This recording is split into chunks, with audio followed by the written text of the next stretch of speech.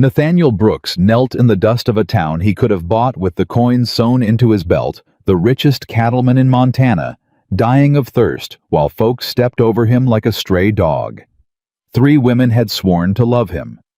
3 had counted his cattle instead. So he buried his fortune, traded his fine clothes for rags, and rode west to learn one single thing: would one honest soul be kind to a man worth nothing at all? The answer was waiting at a homestead the whole town mocked.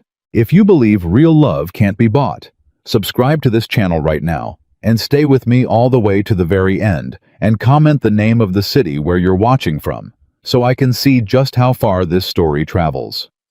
Nathaniel Brooks dropped to his knees in the middle of Sweetwater's main street, and not one soul moved to help him. He had crawled the last 100 yards on hands that had signed contracts worth more than the whole town. Now those hands clawed the dust, and the men on the boardwalk only stepped back the way folks step back from a dog they expect to bite. He coughed.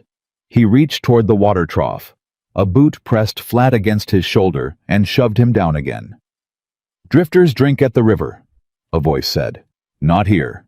3 days without food, 2 without water." And Nathaniel Brooks, the richest cattleman in the Montana Territory, a man with 1,000 head and a marble fireplace and 3 broken engagements behind him, lay in the street of a town he could have bought with the coins sewn into his belt, and learned exactly how the world treated a man it believed had nothing. He had asked for this. He had wanted the truth. The truth, it turned out, had teeth. The man with the boot was named Carl Whitfield, and he ran the general store the way some men run a jail. "You hear me, stranger?" Carl said. "We don't feed beggars in Sweetwater. We had 4 come through last spring, stole my flour and my daughter's hair ribbons and lit out before sunup. So you can pick yourself up off my street and keep walking." Nathan got one knee under himself. His mouth was so dry the words came out cracked. "I'd work, mister. I'll split wood, haul water, anything for a meal." "A meal?" Carl laughed, and a few of the men laughed with him, the way men laugh when they're afraid not to. "Look at this one, boys. Got the hands of a banker and the smell of a hog. You ever do an honest day's labor in your life?" "More than you'd reckon," Nathan said. It was the wrong thing to say. He knew it the second it left him. A starving man doesn't sass the man with bread. Carl's face went hard. "Get him off my boardwalk." 2 of them did. They took him under the arms, not gentle, and walked him to the edge of town and let go all at once, so that he went down on his face in the road where the buildings ended and the open country began. Behind him, he heard the laughter trail off, heard boots return to their business, heard a town close itself against him like a door swinging shut. Nathan Brooks lay there a long moment with his cheek in the dirt. He thought about Eleanor, the first one. How she'd wept so prettily when he proposed, and how he'd found her 3 weeks before the wedding, running her finger down a ledger of his holdings, mouthing the numbers like a prayer.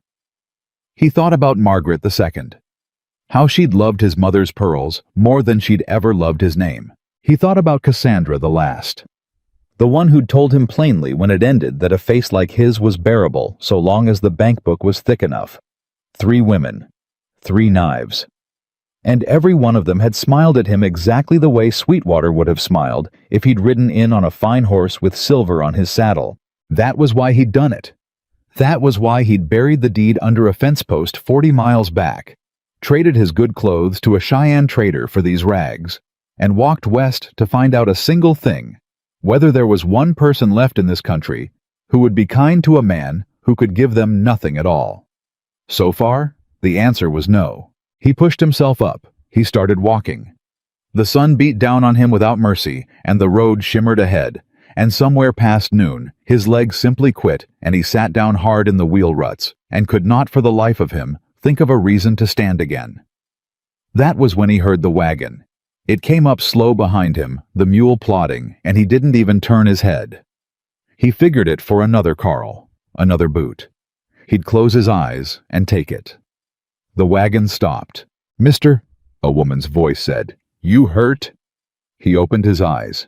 She was climbing down already, a young woman, maybe 28, plus-figured and broad-shouldered, in a faded calico dress, with the sleeves pushed up over strong forearms. She wasn't pretty the way the 3 knives had been pretty. She was something else. She had a face that didn't perform. She came toward him quick, with no hesitation, the way you'd go to a child. "I'm fine," he managed. "You're sitting in the road in 100-degree heat with your lips split open. You ain't fine." She crouched in front of him, close, unbothered by the smell of him, and put the back of her hand to his cheek. "Lord, you're cooking. When'd you last drink?" "I don't recall." "That's an answer." She was already moving back to the wagon and returned with a clay jug. She didn't hand it to him. She knelt, put one arm behind his shoulders, and tipped it to his mouth herself, slow a little at a time. "Easy. Easy now. You drink it all at once, you'll bring it right back up." The water was cool. It had been kept in shade. It was in that moment the finest thing Nathaniel Brooks had ever tasted in 38 years of fine things. "There," she said. "More in a minute." He looked at her over the rim of the jug. He waited for it. The question that always came. "What's your name? Where you from? What have you got?" It didn't come. "Can you stand?" was all she asked. "I got a wagon, but I can't lift you. You'll have to help me some." "Why?" he said. She blinked. "Why what? Why are you stopping? Nobody else did." Something passed over her face, not hurt exactly, but a kind of tired recognition, like he'd named a thing she knew too well. "Reckon nobody else was raised right," she said. "Now come on, arm over my shoulder. We'll do it together." They did it together. She was strong, stronger than half the ranch hands he employed, and she took most of his weight without complaint, and got him up onto the wagon bench, and climbed up beside him, and clicked her tongue at the mule. "Where you taking me?" he said. "Home. I got a barn that's dry and a roof that mostly holds. You can rest there till you're fit to travel. I'm Hannah, by the way. Hannah Cooper." She glanced at him. "You don't got to tell me yours if you don't want to. Some men out here got reasons. Ain't my business." He stared at her. In all his life, no one had ever offered him a roof without first weighing what he was worth. "Nathan," he said finally. "Just that. Folks call me Nathan." "Well, Nathan, you're about to find out my cornbread ain't fancy, but it'll keep you breathing." She flicked the reins. "Yeah." The homestead, when they reached it, was small and worn and patched in a dozen places. A sagging barn, a house no bigger than his tack room, a vegetable patch fighting hard against the drought, a few chickens, one milk cow with her ribs showing. It was a place barely holding on. And Hannah Cooper looked at it the way other women looked at mansions. "Welcome to it," she said with no apology in her voice at all. "Ain't much, but it's mine, and ain't a hungry soul been turned from that door yet." She got him into the house, and into the only good chair, and put cornbread in front of him, still warm, and a tin cup of buttermilk beside it, and she stood back with her arms folded, while he ate like a man who'd forgotten what eating was. "Slow?" she said again, softer. "It'll keep. Nobody's taking it from you." Nathan stopped. The crumb went still in his hand. "Nobody's taking it from you." He couldn't have said why those 4 words near broke him. Maybe because nobody in his whole gilded life had ever needed to say them. Or maybe because he'd spent that life surrounded by people taking, and here was a woman with almost nothing telling a starving stranger the food was safe. "Why aren't you asking?" he said. "Asking what?" "What I've got. What I can pay. Everyone asks." Hannah Cooper pulled out the second chair and sat down across from him and folded her hands on the table. "Mr. Nathan," she said, "you came up that road looking like death warmed twice and left to spoil. A man like that ain't got nothing to pay with, and we both know it. So either I help you for free, or I don't help you at all. And I was raised by a woman who'd have skinned me for the second one." She nodded at the plate. "Now eat. You're insulting my cooking just sitting there." He ate. By evening he was steadier, and he learned the shape of her life, the way you learn anything about Hannah Cooper, not because she told it, but because it happened in front of you. There was a knock at the door near dusk. 2 children stood there, a boy and a girl, both thin as fence rails. The girl maybe 6, the boy not much older. "Miss Hannah," the boy said, Ma sent us, she said. He stopped ashamed. She said the flower's gone again. Hannah was already moving. Course it is. Wait there, sugar. Nathan watched her wrap up better than half of what was left in her own larder flour, a twist of salt pork, 3 eggs from the morning's gather, and press it into the boy's arms. He watched her crouch to the little girl's height. How's that cough, Pearl? Better, Miss Hannah. Good. You keep drinking that honey water like I showed your ma. And here. She produced from her apron pocket a single peppermint stick and broke it clean in two and gave a piece to each child. Don't tell your brother I gave you the bigger half. She whispered to the girl loud enough that the boy heard and grinned. When they'd gone, Nathan said, You can't have much yourself. I got enough. Hannah latched the door. Their pa got kicked in the head by a horse last winter. Ain't been right since. Their ma takes in washing, but it don't stretch. So. She shrugged, like it was nothing. Like she hadn't just given away 3 days of her own eating. You'd do the same. No, Nathan said. I wouldn't have. She looked at him, then really looked, and there was no judgment in it, only a sort of gentle puzzlement. Then I reckon you ain't met the right kind of hungry yet, she said. Changes a person knowing what it's like. You don't forget it. You just try to make sure nobody else has to feel it. She turned away. Barn's through there. Hay's clean. I'll bring you a blanket. You don't have a spare blanket. I saw. A pause. I got the one off my own bed, she said. And it's June. I'll be plenty warm. He didn't let her. They argued about it, soft and ridiculous, 2 grown people fighting over who'd be cold, and in the end she won the way, she won everything, by simply doing the kind thing faster than he could stop her. He slept that night in Hannah Cooper's barn under Hannah Cooper's only blanket, and stared up at the rafters and could not understand the thing happening in his chest. He had come to find one honest heart. He had not planned on what to do if he actually found it. He stayed. He told himself it was to repay her a few days' workmen what he could then move on before he was a burden. That was the lie he told the first morning when he stood at her sagging fence line with a hammer in his soft hands and no earthly idea how to use it. You ever drove a nail? Hannah asked, watching him. In a manner of speaking. She bit back a smile. What manner is that? I've watched it done. Lord help me. But she didn't mock him.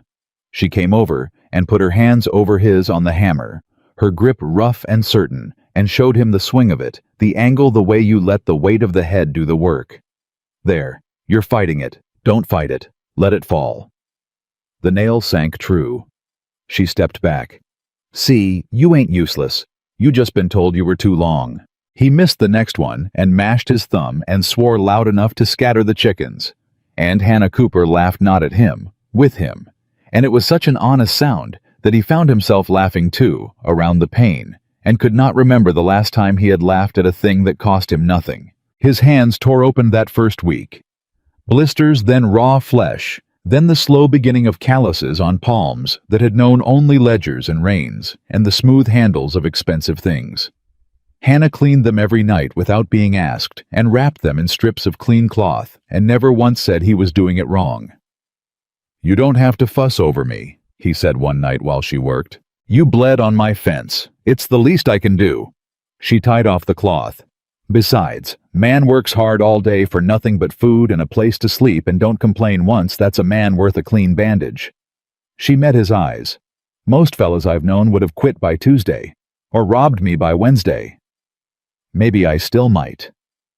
No, she said it plain certain. You won't. How can you know that? Hannah Cooper considered him a long moment. Because a man who's going to rob you don't look at you the way you look at me, she said quietly. Like he's trying to figure out what you want so he can give it to you before you ask. And what is it you want, Hannah Cooper?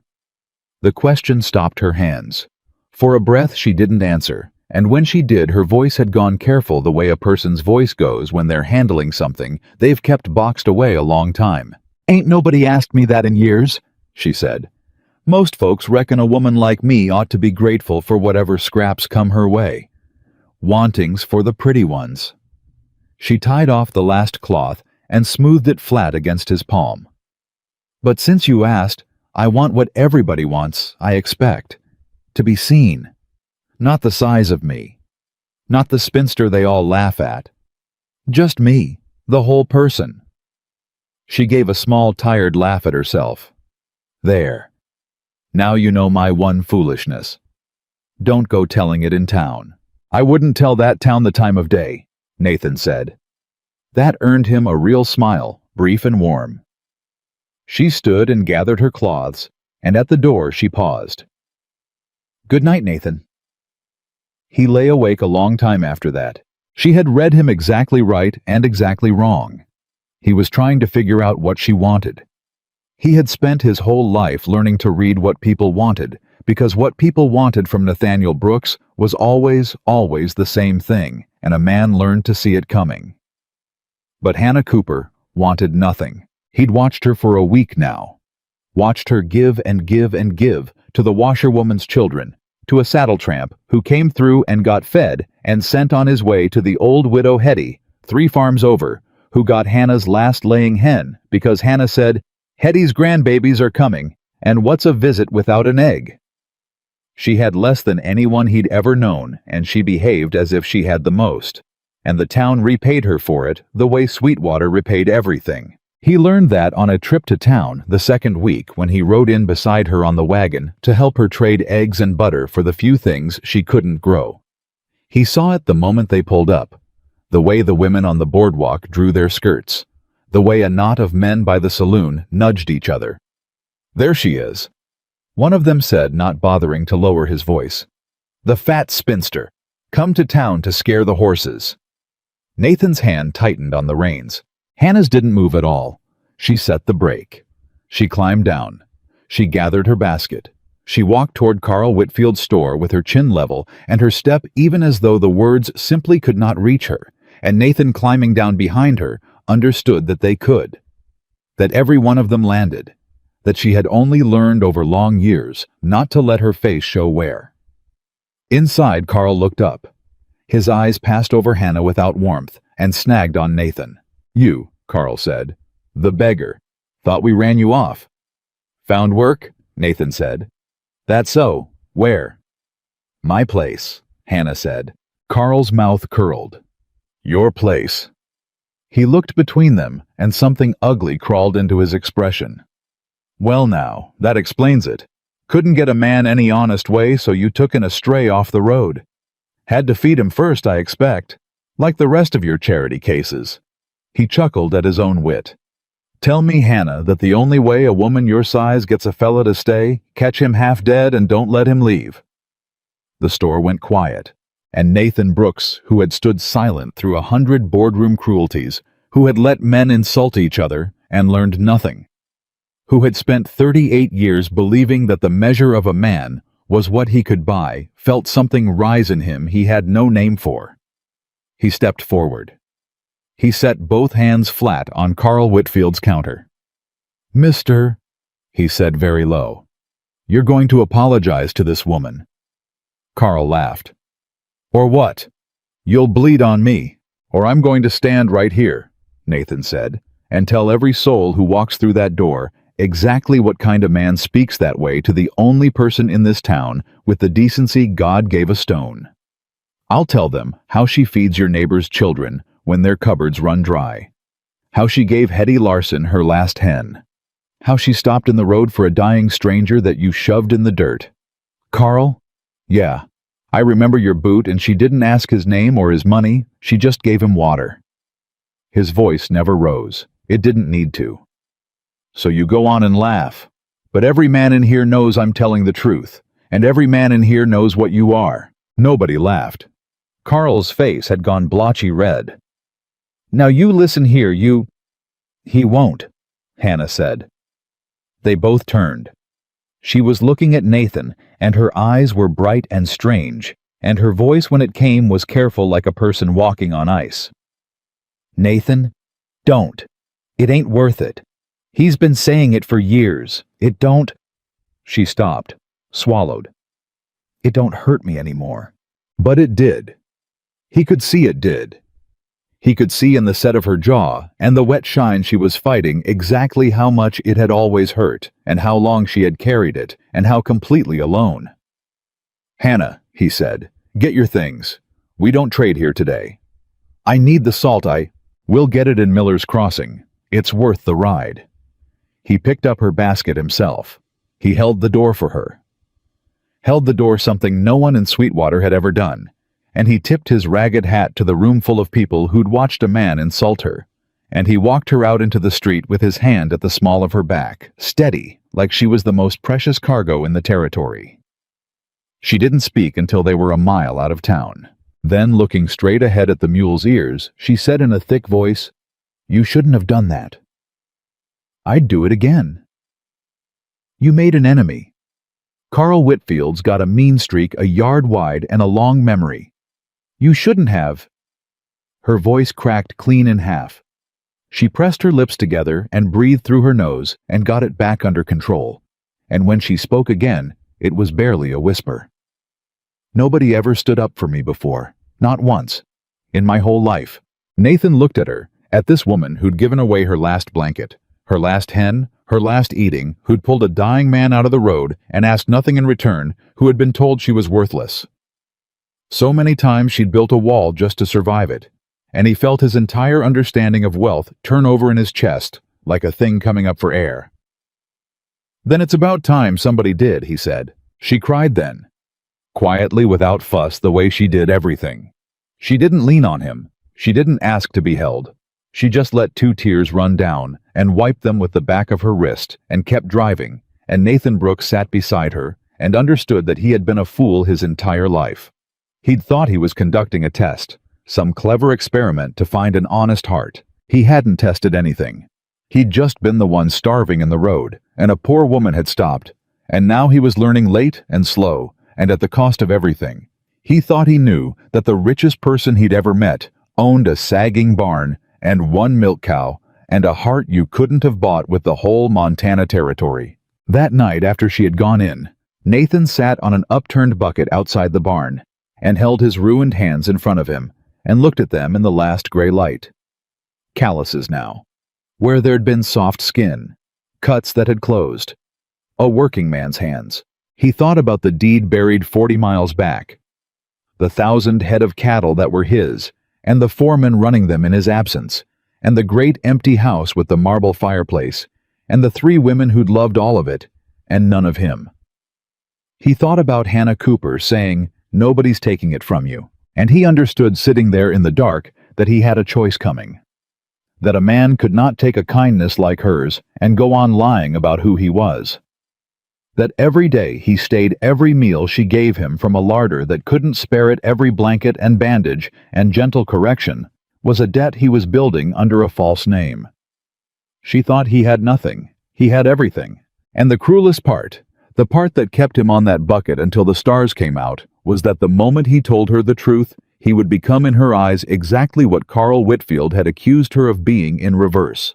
A rich man who'd come slumming, who'd let a poor woman feed him and shelter him and defend her name to a storekeeper, all while sitting on a fortune that could have fixed every broken thing on her place 100 times over. She would never see it as kindness then. She would see it as a lie. Worse, she'd see it as pity. Charity flowing the wrong direction from the man who'd let her sacrifice for him when he'd never needed a single thing she gave. "Nathan." He looked up. She stood in the doorway of the little house, a shawl around her shoulders, her face soft in the dark. "You're sitting out here brooding," she said. "I can feel it from inside. You got something eating you." "I'm all right. You're a poor liar for a man who keeps to himself." She came out slow and lowered herself onto the chopping block a few feet from him and pulled her shawl tight. "You don't have to say it. I just wanted you to know whatever it is, wherever you come from, whatever you're running from out there." She nodded toward the dark and the road and the wide country beyond it. "It don't follow you onto this place. You here long as you're here, you're just Nathan. That's all you got to be." He had to look away from her. He had to, or he'd have told her everything right there. And he wasn't ready, and he was a coward, and he knew it. "What if Nathan's not all I am?" he said to the dark.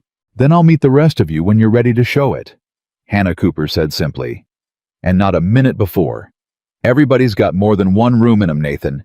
I ain't gonna kick down a door. She stood and gathered her shawl, and at the threshold, she turned back and her voice was kind. So kind it nearly finished him. Get some sleep. We got the south fence tomorrow, and your nailing's still a sight to behold. She went inside.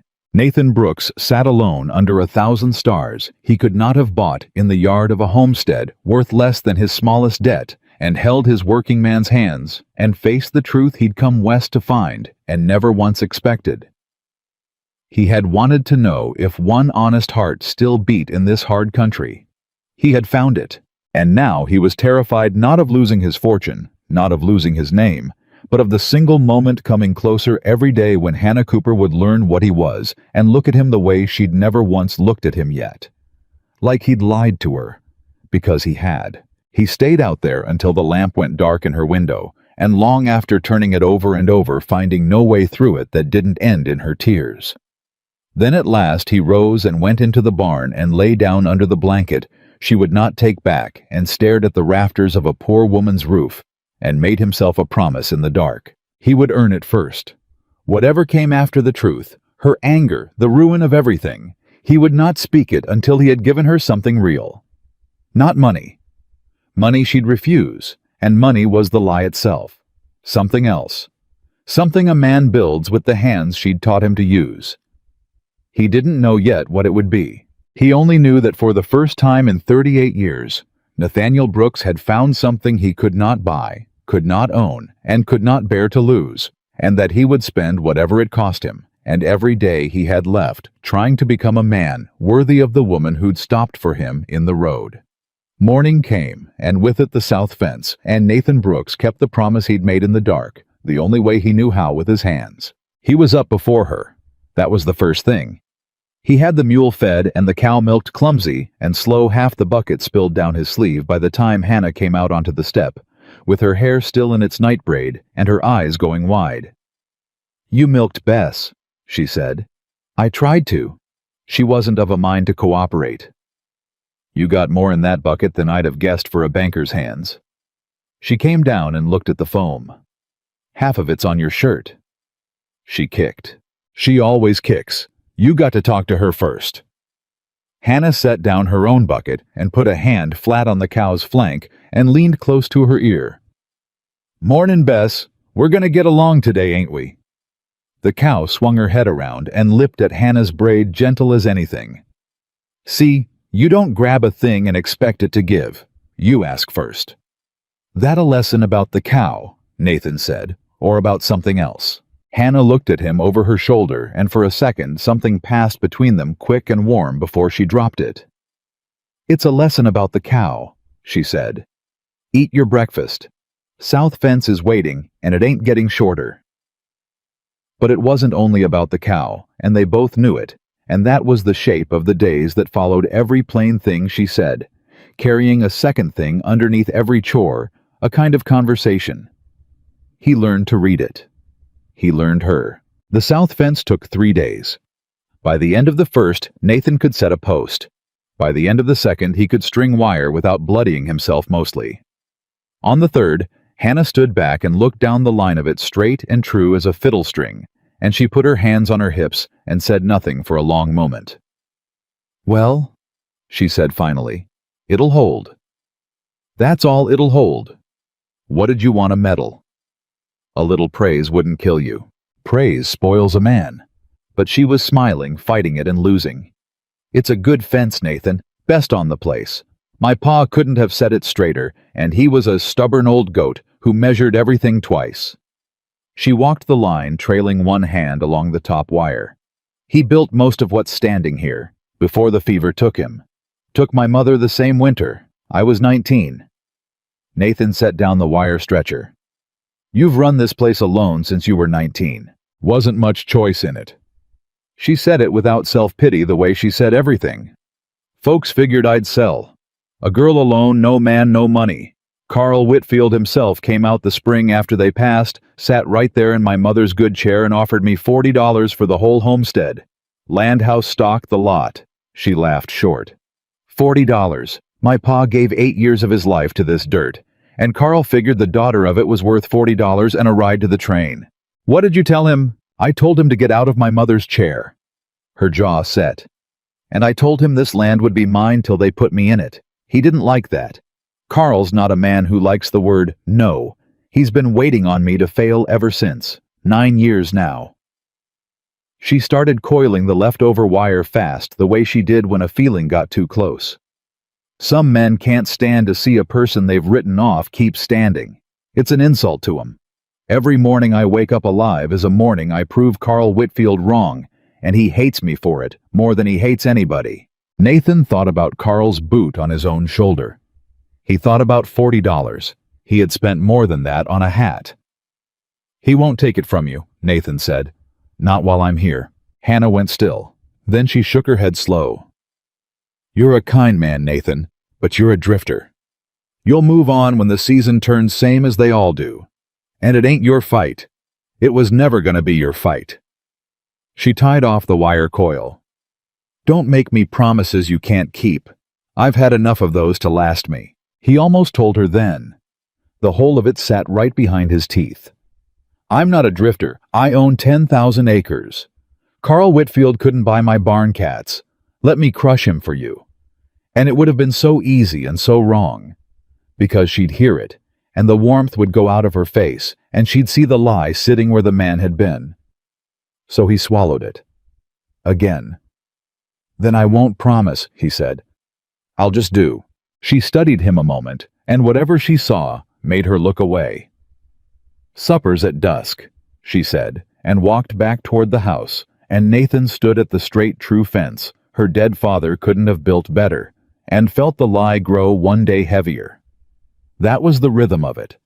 Work and talk, and the slow uncovering of her, and underneath it all the thing he carried that he couldn't set down. He started helping her people without being asked. The first one was the washerwoman, Della Pearl's mother, the one with the husband who'd been kicked in the head.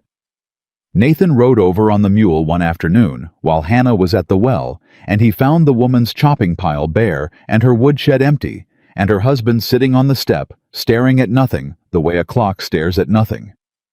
So Nathan split wood. 2 hours of it until his bandaged hands ached and the shed was full. He didn't say much. Della watched him from the doorway, suspicious at first, then not.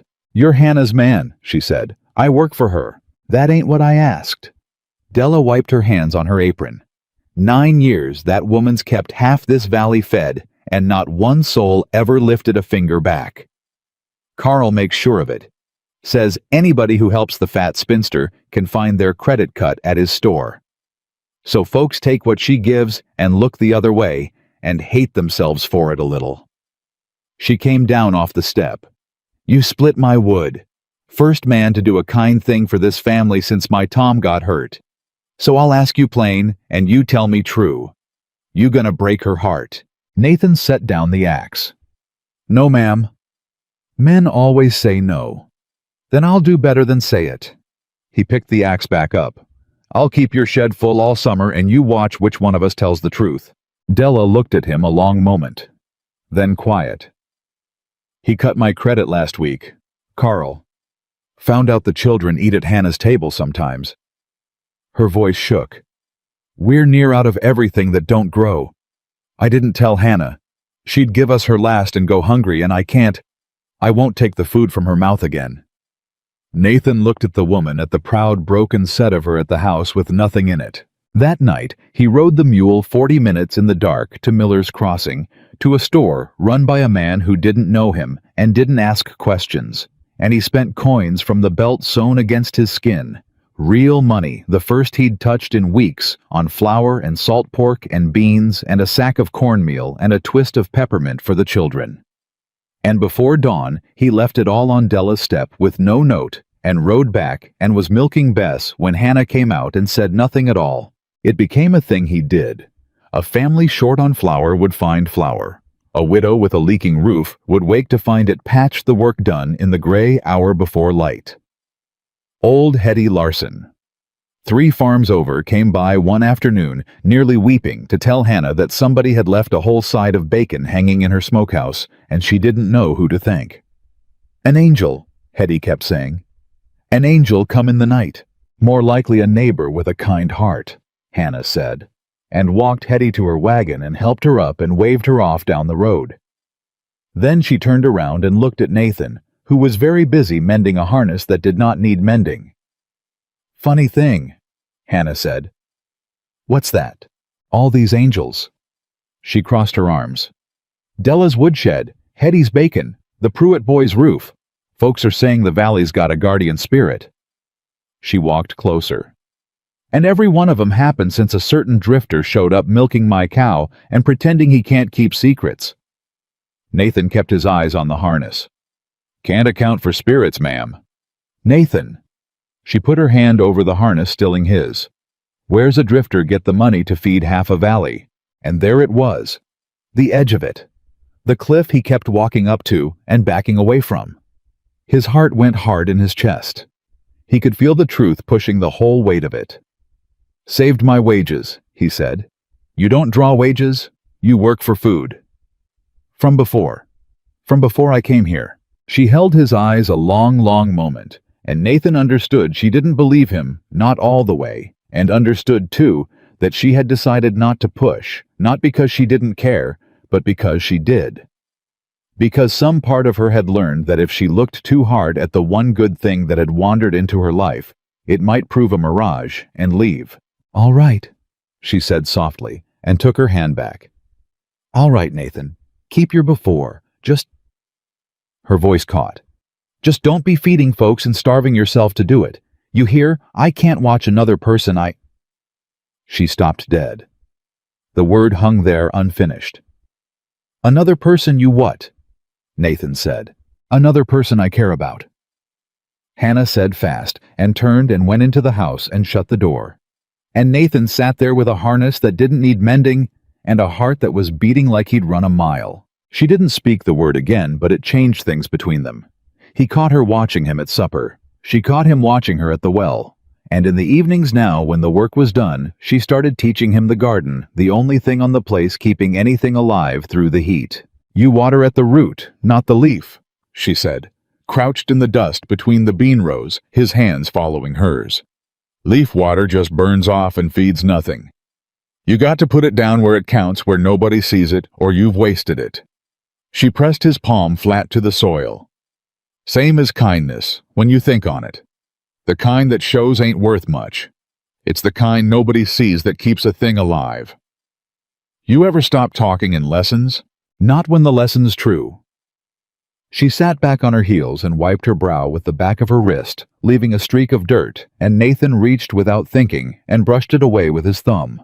She went very still under his hand. Nathan.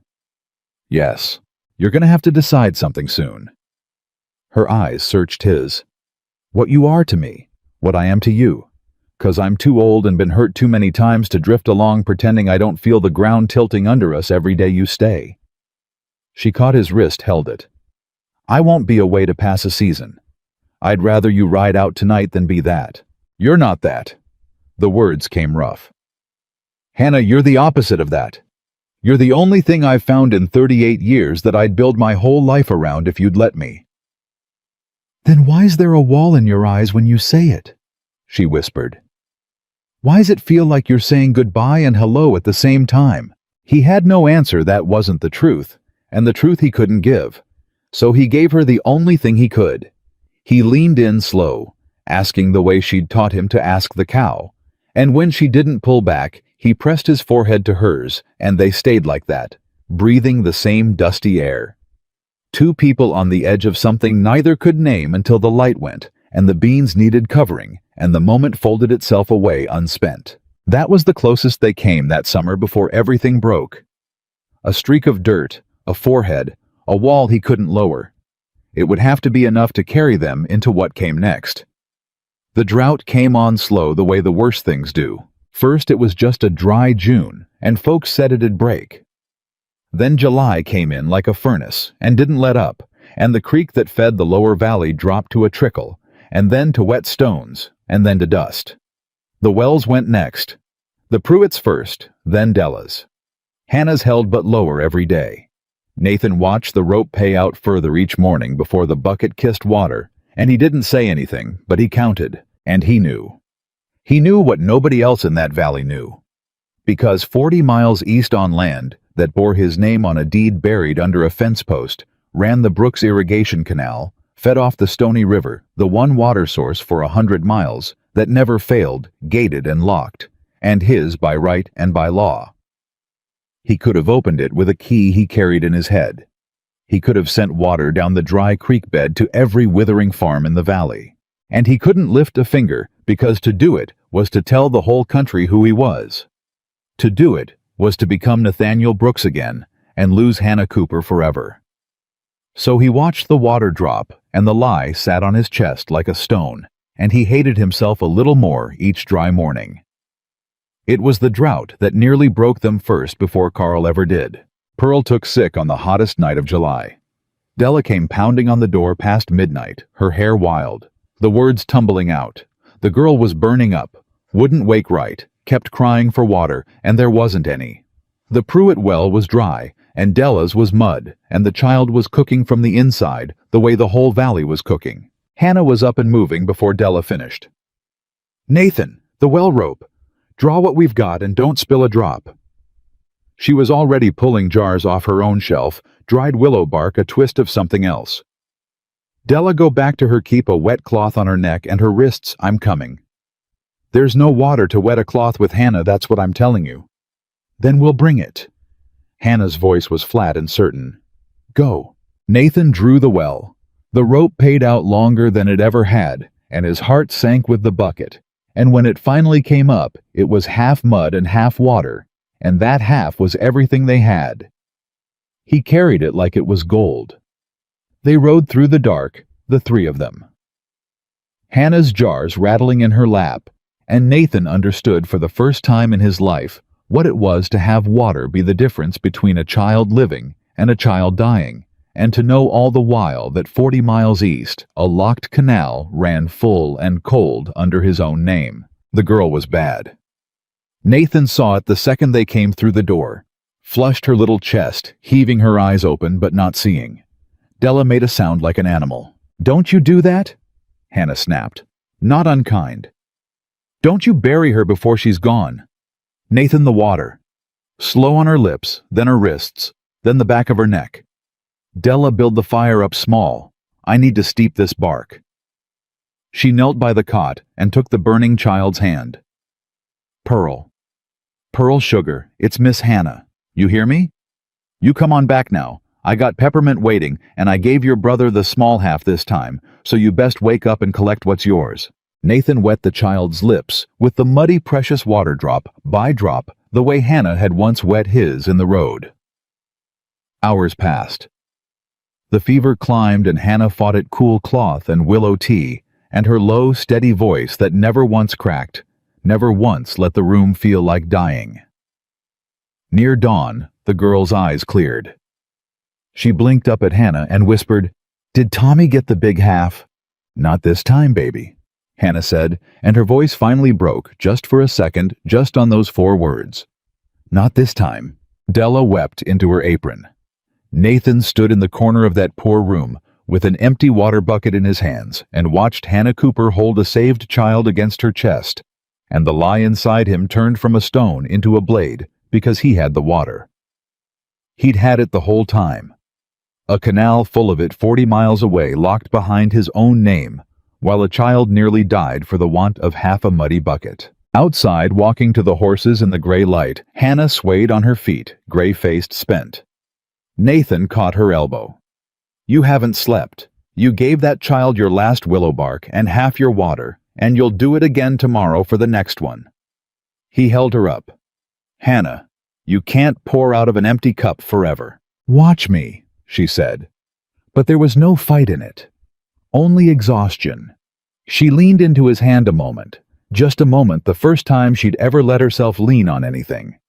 And then she straightened and pulled away.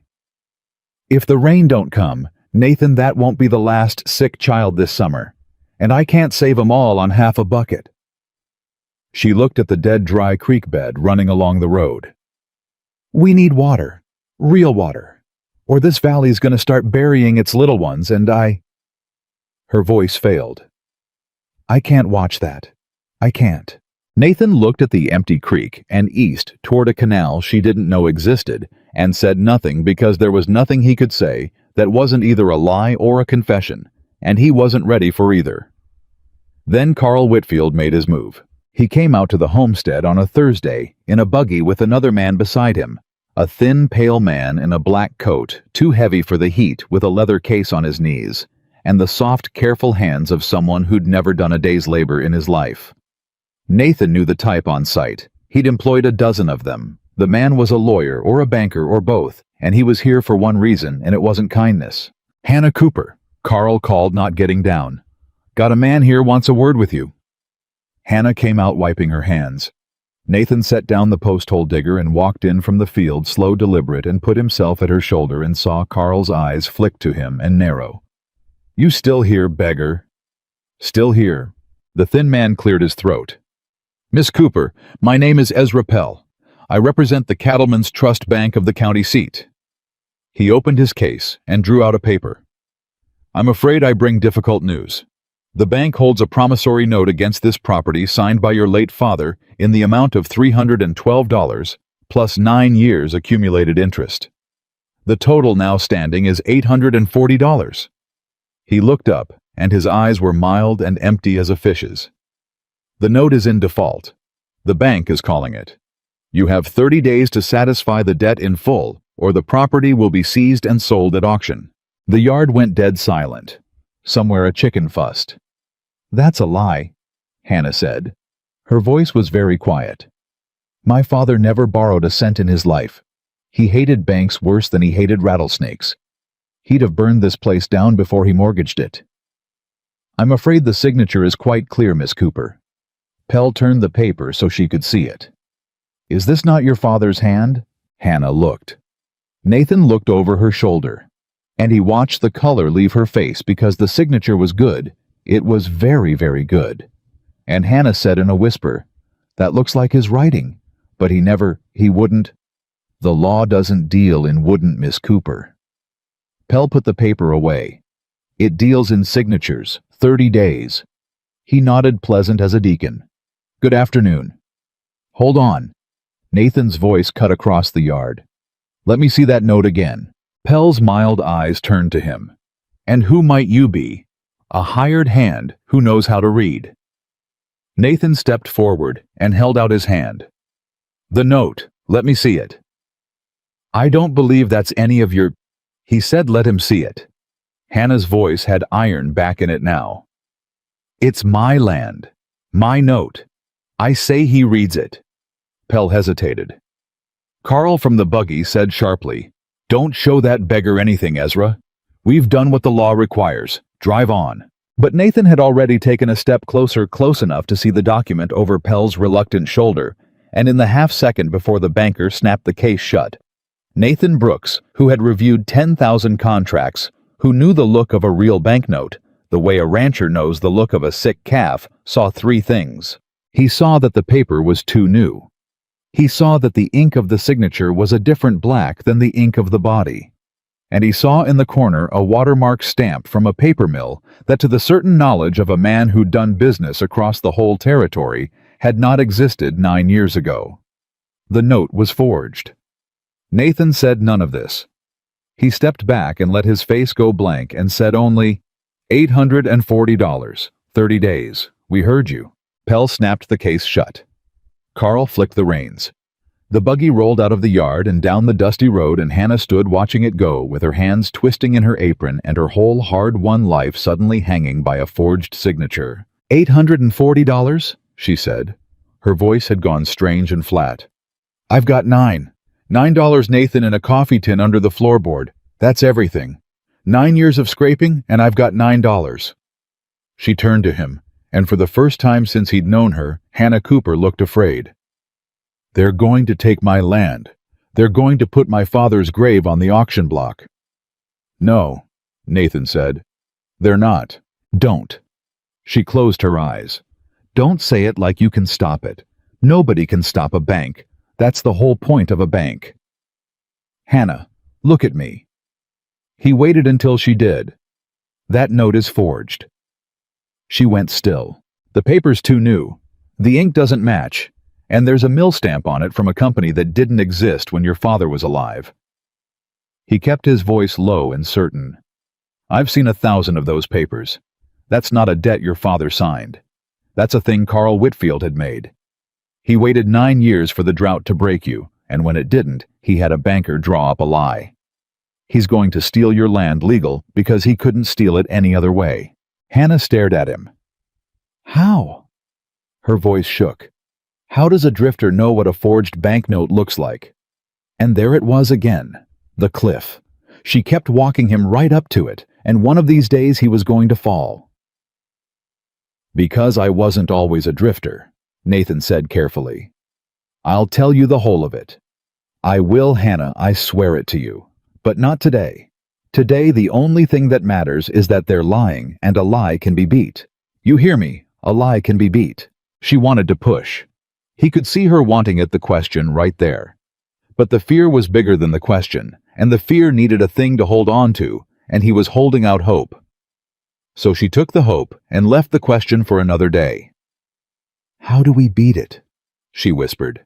We prove it's forged. We find the mill, we find the banker's record, we find one honest judge in this territory. Nathan's mind was already moving fast the way it moved over a deal, except this time it wasn't a deal. It was her. It was everything. 30 days is enough. It's tight, but it's enough. We don't have money for lawyers. We don't have money for... Let me worry about money. With what? You're before? She said it almost desperate. Nathan, who are you? Who are you really, that you look at a banknote and see a forgery, that you feed a valley out of a saved-up nothing, that you talk about 30 days, like a man who's beat a clock before who? Trust me. He took her by the shoulders, gentle, the way she'd taught him to handle the cow. I am asking you to trust me one more time, the way you trusted a dying stranger in the road. You didn't ask his name then. Don't ask it now. Just give me the 30 days, and I will not let them take this land. I will burn down before I let them take it. Will you trust me? Hannah Cooper looked up at him. This woman who'd been lied to and laughed at and written off by every soul she'd ever known, who had every reason in the world to trust nobody, and she made the bravest choice Nathan ever saw a person make. Yes, she said. God help me. Yes. That night, neither of them slept. Nathan sat up in the barn with a stub of pencil and a feed sack he'd torn flat, and he wrote names, dates, the things he remembered. The Cattlemen's Trust Bank he knew. He'd nearly bought a stake in it 2 years back and walked away because the men who ran it had a smell to them. Ezra Pell he could trace. The paper mill with the impossible watermark he could prove with a single telegram to a supplier he'd done business with for a decade. But every one of those threads ran back to Nathaniel Brooks. To pull a single one was to unspool the whole disguise. The instant he sent a telegram in his own name, the instant he wired for funds or called in a favor, every man in the territory would know the millionaire cattle baron was hiding in a poor woman's barn, and word would reach Hannah before he could ever explain it. He could save her land, or he could keep his secret. He was starting to understand he could not do both. Past midnight, the barn door creaked. Hannah stood there with a lamp a-quilt around her shoulders. You're not sleeping either, she said. No. Can I sit? He moved over on the hay. She sat and set the lamp down, and for a while neither of them said anything. Then she said low, Tell me one true thing, not all of it. Just one true thing, so I know there's a real man under whatever you're hiding. Nathan thought about it. He owed her 100 truths, and could afford to give exactly one. I had 3 women say they'd marry me, he said, before I came west. All 3 of them loved a thing I had more than they loved me. The last one told me to my face that my own face was something she could put up with so long as I stayed rich. He stared at the lamp. I came out here to find out if there was a single person alive who'd be kind to me with nothing in it for them. That's the truest thing I've got, Hannah. That's why I'm here. She was quiet a long moment. And did you find one? I found you. The lamp guttered. Hannah looked down at her hands, and when she spoke, her voice was thick. I'm gonna tell you a true thing back then. Fair's fair." She drew a breath. "I stopped being kind for the reward of it a long time ago, 'cause there never was one.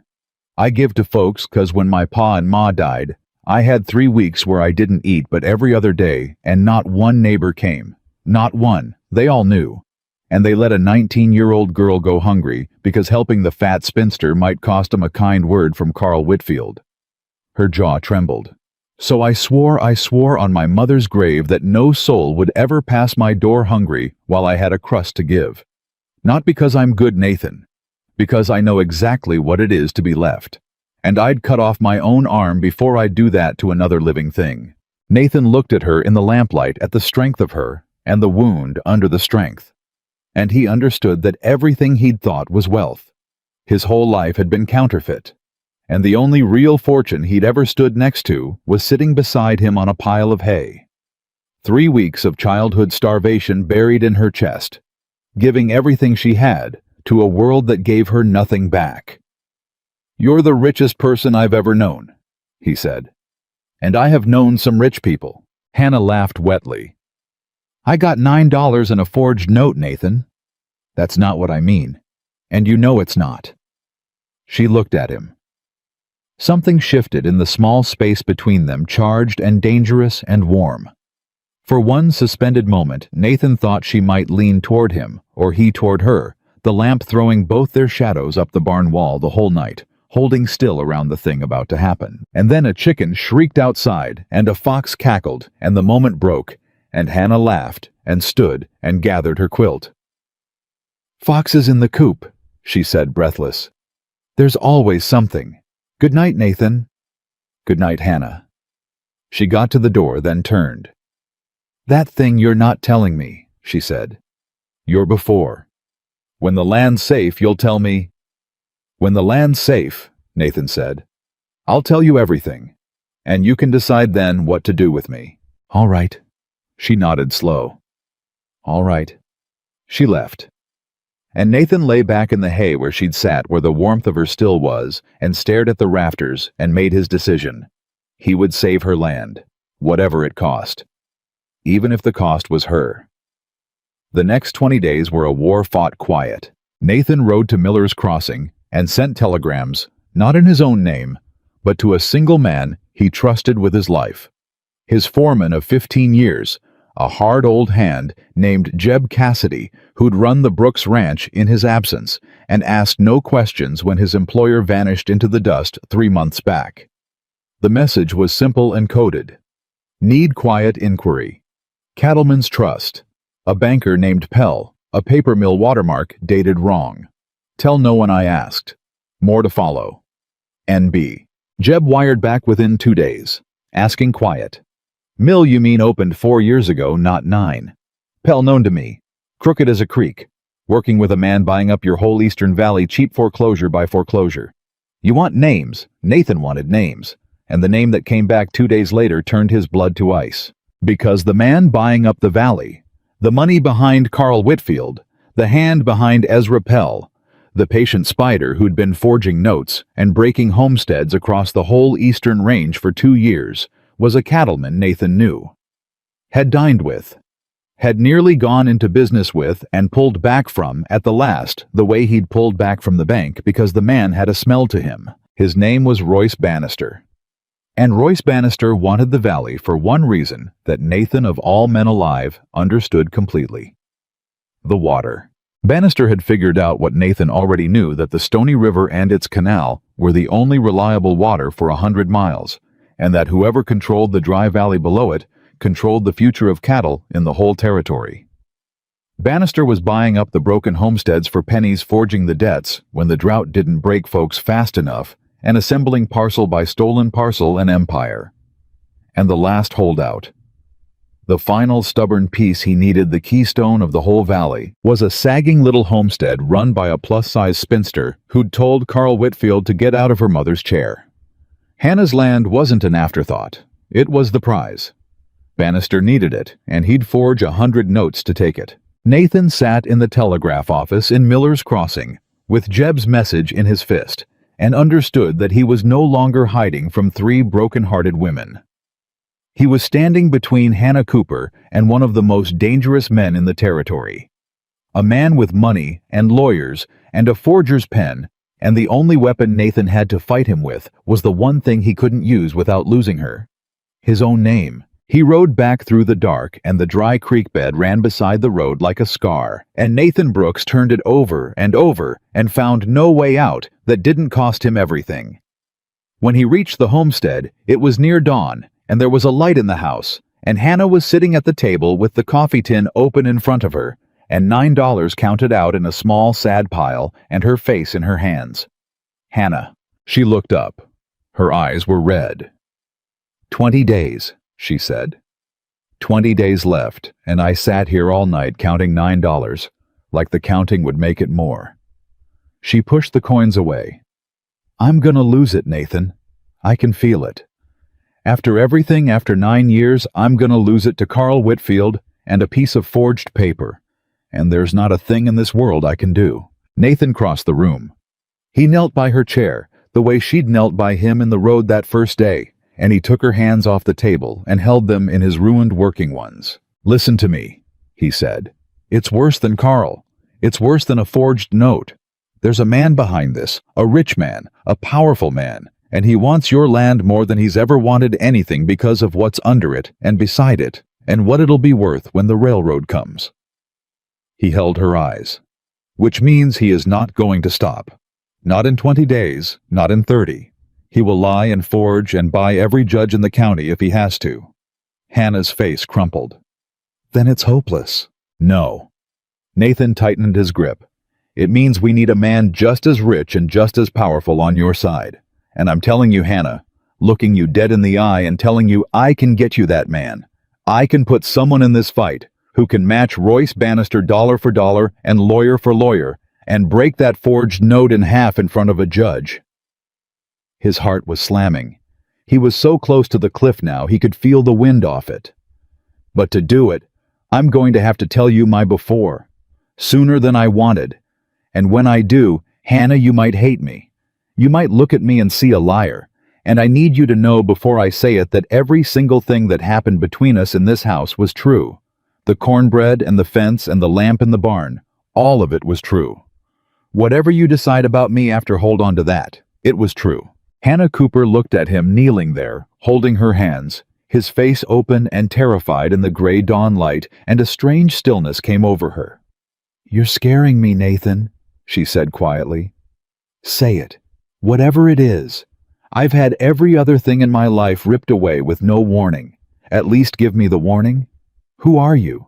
And Nathan opened his mouth to tell her finally completely the whole truth of it, and outside in the yard, hooves. Many of them. A whole party of riders coming up the road in the dawn fast and hard, and a voice Nathan knew shouting across the morning, a voice that did not belong to Carl Whitfield or Ezra Pell. A deeper and richer and more dangerous voice calling out a name as the riders reined up in a cloud of dust at Hannah Cooper's door. Brooks, the voice called. Nathaniel Brooks. Come on out, I know you're in there. The whole territory's been looking for the missing millionaire, and I'll be damned. Carl said, there was a beggar out here with a banker's hands. Come on out, Nathan. The game's up. The coffee tin slid off the table and spilled $9 across the floor. Hannah Cooper turned very slowly and looked at the man kneeling in front of her, at the man holding her hands. The drifter she'd pulled from the road, the stranger she'd fed and sheltered and trusted with her whole broken heart, and her lips moved around a word she could barely say. Nathaniel, she whispered. Nathaniel Brooks. And Nathan, still on his knees, still holding her hands, watched the warmth go out of her face, exactly the way he'd known it would, and could not say a single word to stop it. For a long moment, neither of them moved, and the spilled coins lay between them like the wreckage of everything, and outside the riders' horses stamped and blew in the dawn. Then Nathan let go of Hannah's hands. Stay inside, he said quietly. Whatever you hear out there, stay inside. Nathan, please. He stood. He looked down at her one more time at the face that had stopped being warm, and he carried that cold look out the door with him like a wound. Let me end this. Then you can be done with me. He stepped out into the yard. There were 6 of them on horseback, and at the center, mounted on a blood bay gelding, worth more than Hannah's whole homestead, sat a broad man in a fine gray coat with a silver watch chain and a smile like a held knife. Royce Bannister. Beside him in the buggy sat Carl Whitfield, looking like a dog that had finally caught the wagon, and the pale banker Ezra Pell clutching his leather case. Well, well. Bannister's smile widened. Nathaniel Brooks, in rags, milking cows for a fat homestead spinster? He laughed rich and easy. I've spent 2 months wondering where the richest man in the territory disappeared to. And here he is playing farmhand for charity. Carl, you were right. I owe you a bottle. Bannister, Nathan said. Get off this woman's land. This woman's land. Bannister tipped his head. Funny thing about that. In 19 days it's going to be my land. Every acre of this valley is going to be my land, and you of all men know exactly why. He leaned forward on his saddle horn. The Stony River. The only water for 100 miles that don't quit. You sit on the source. I'm taking the basin. Together we'd have owned the future of cattle west of the Mississippi. I came to you about it 2 years back. You turned me down, flat, walked out of my study, like I'd offered you something dirty. His eyes hardened. And now I find you squatting in the middle of the very valley I'm assembling sweet on the one homestead I need most. Tell me that's not God's own joke. Behind Nathan, the door had not stayed shut. He didn't have to turn to know it. He could feel Hannah in the doorway, listening, learning the rest of him, in pieces, hammered out of a rich man's mouth. You forged that note, Nathan said. Her father never borrowed a dime.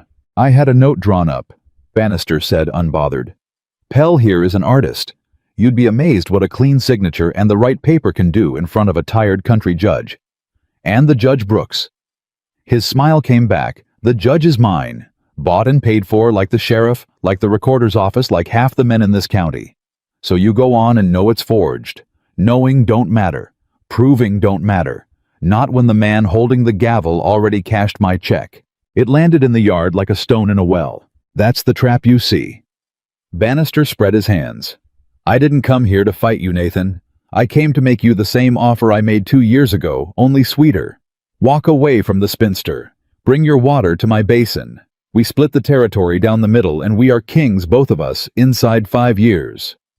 He nodded toward the doorway without looking at it. Or stay. Stay and play poor, and lose everything anyway, because I will take this land no matter what you do.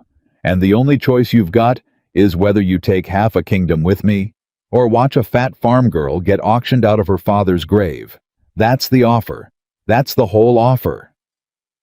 What do you say, partner? And Nathan Brooks, standing in his rags in the gray dawn with Hannah Cooper listening behind him, felt the old life reach out and put its hand on his shoulder. The marble fireplace, the 1,000 head, the men who called him sir, the easy weight of being the most powerful man in any room he walked into. For one ugly second, he felt the pull of it. It would be so simple. Take the deal. Be a king. Tell himself the spinster would land on her feet, that it was only business, that this was the world, and the world was teeth.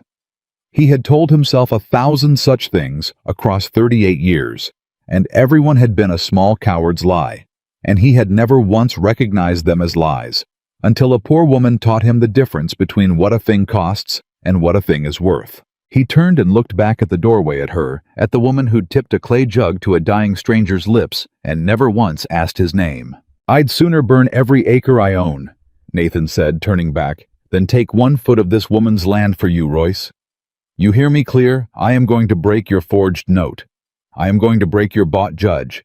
And I am going to take everything you've stolen in this valley and give it back parcel by parcel to the people you stole it from. That's my answer. Now get off her land before I put you off it. The yard went silent. Bannister's smile didn't move, but something behind his eyes did. You always were a fool about the wrong things. He gathered his reins. 19 days, Brooks. The auction's set. My judge'll bang the gavel, and there's not a court in this territory'll hear your appeal in time because I own the calendar same as I own the judge. He turned the bay. You want to play savior? You go right ahead. But she's going to lose her land. And she's going to hate you for being the rich man who lied to her face the whole while you watched her do it. I almost feel sorry for you." He spurred the horse. Almost. They rode out, all 6 of them. Carl Whitfield, throwing one ugly grin back over his shoulder, and the dust of them hung in the road a long time after the sound was gone. Then Nathan turned around. Hannah stood in the doorway with one hand on the frame and her face white as bone. She had heard all of it. The water, the fortune, the 2 years, the 1,000 head and the marble fireplace and the kingdom he'd been offered for her land. She looked at him the way you look at a stranger wearing a friend's coat. "Hannah," he said, 10,000 acres. Her voice came out strange far away. 1,000 head of cattle. You're the Brooks. The Brooks Ranch. Everybody in the territory knows that name."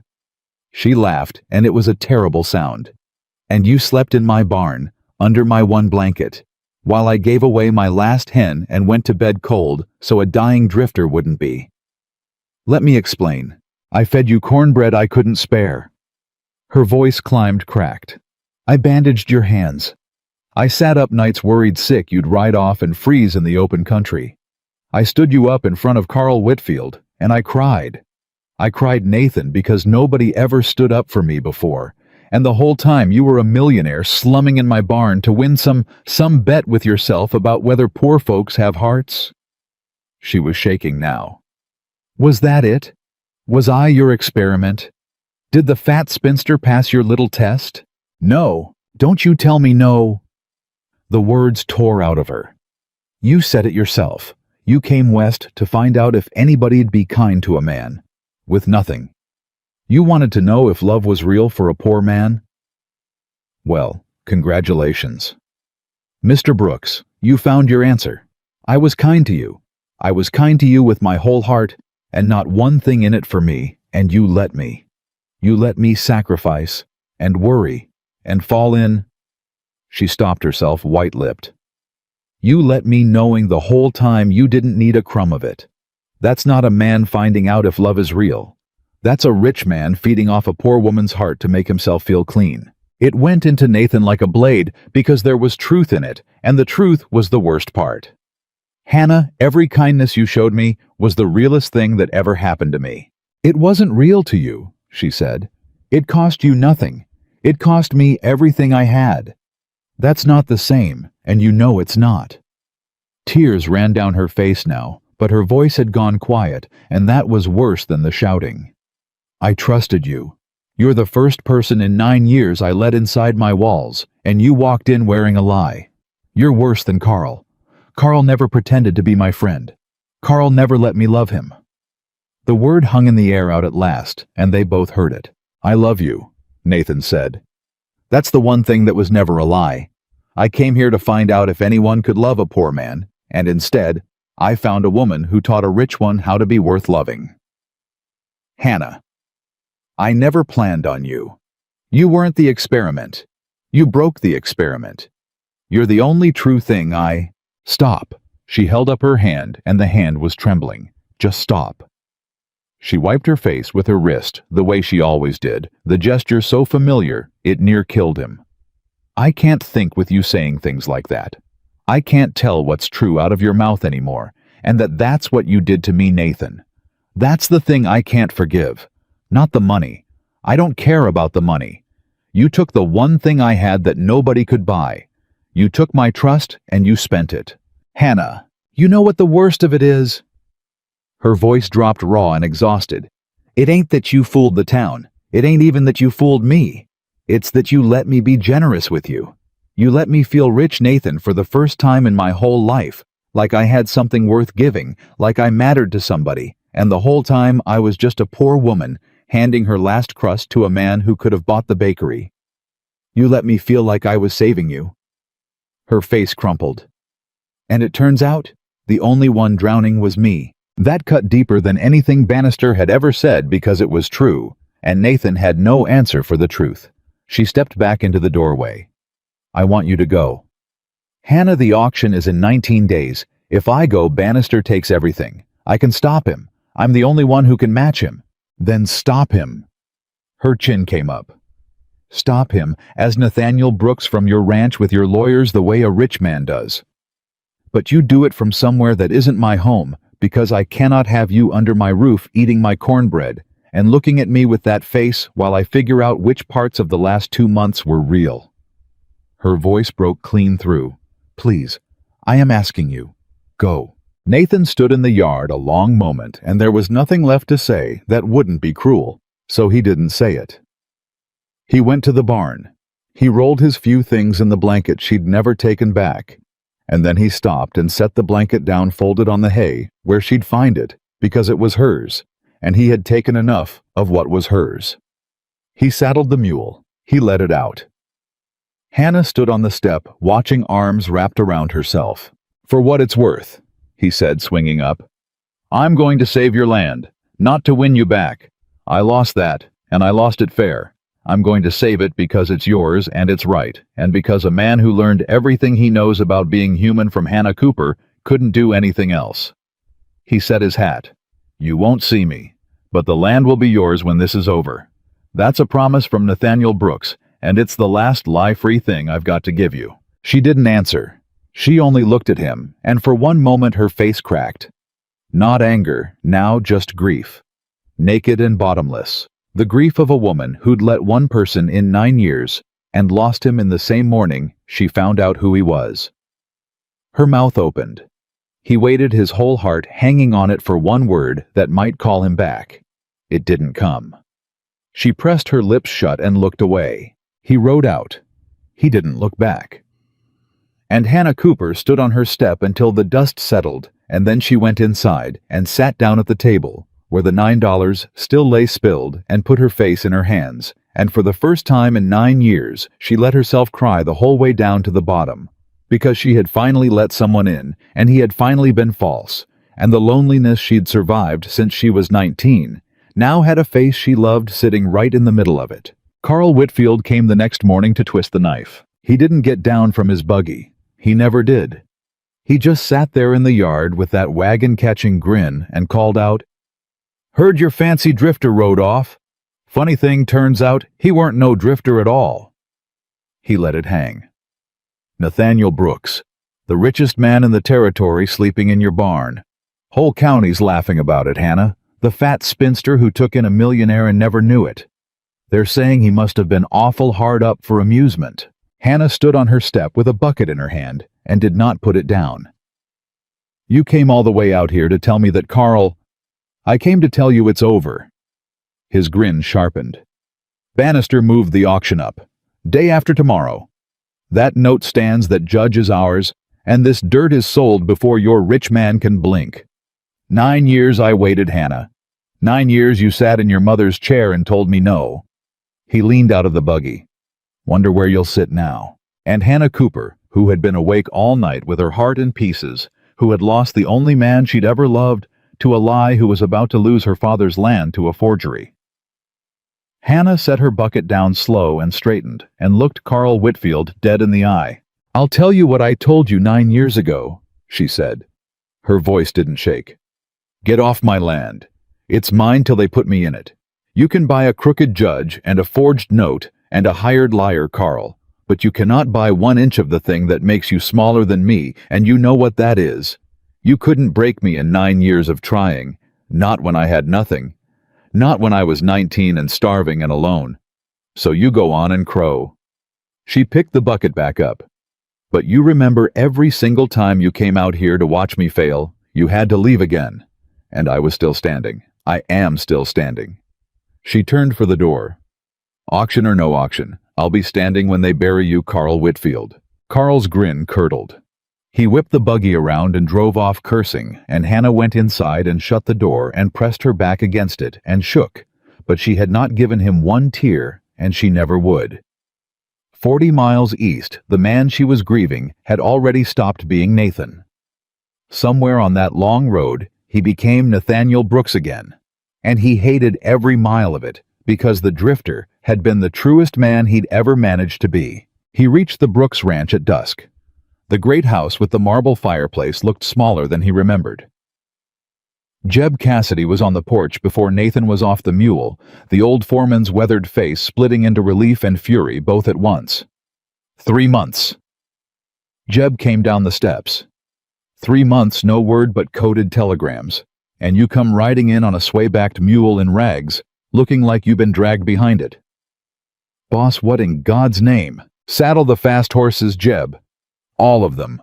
And send for every lawyer I've got on retainer and the 2 honest ones in the territory who aren't on Bannister's payroll, and find me a handwriting man and a paper man and anybody who's ever testified against a forgery. Nathan was already moving fast, the old commanding rhythm coming back whether he wanted it or not. We've got 19 days to stop Royce Bannister from stealing a valley, and the judge in the county seat is bought.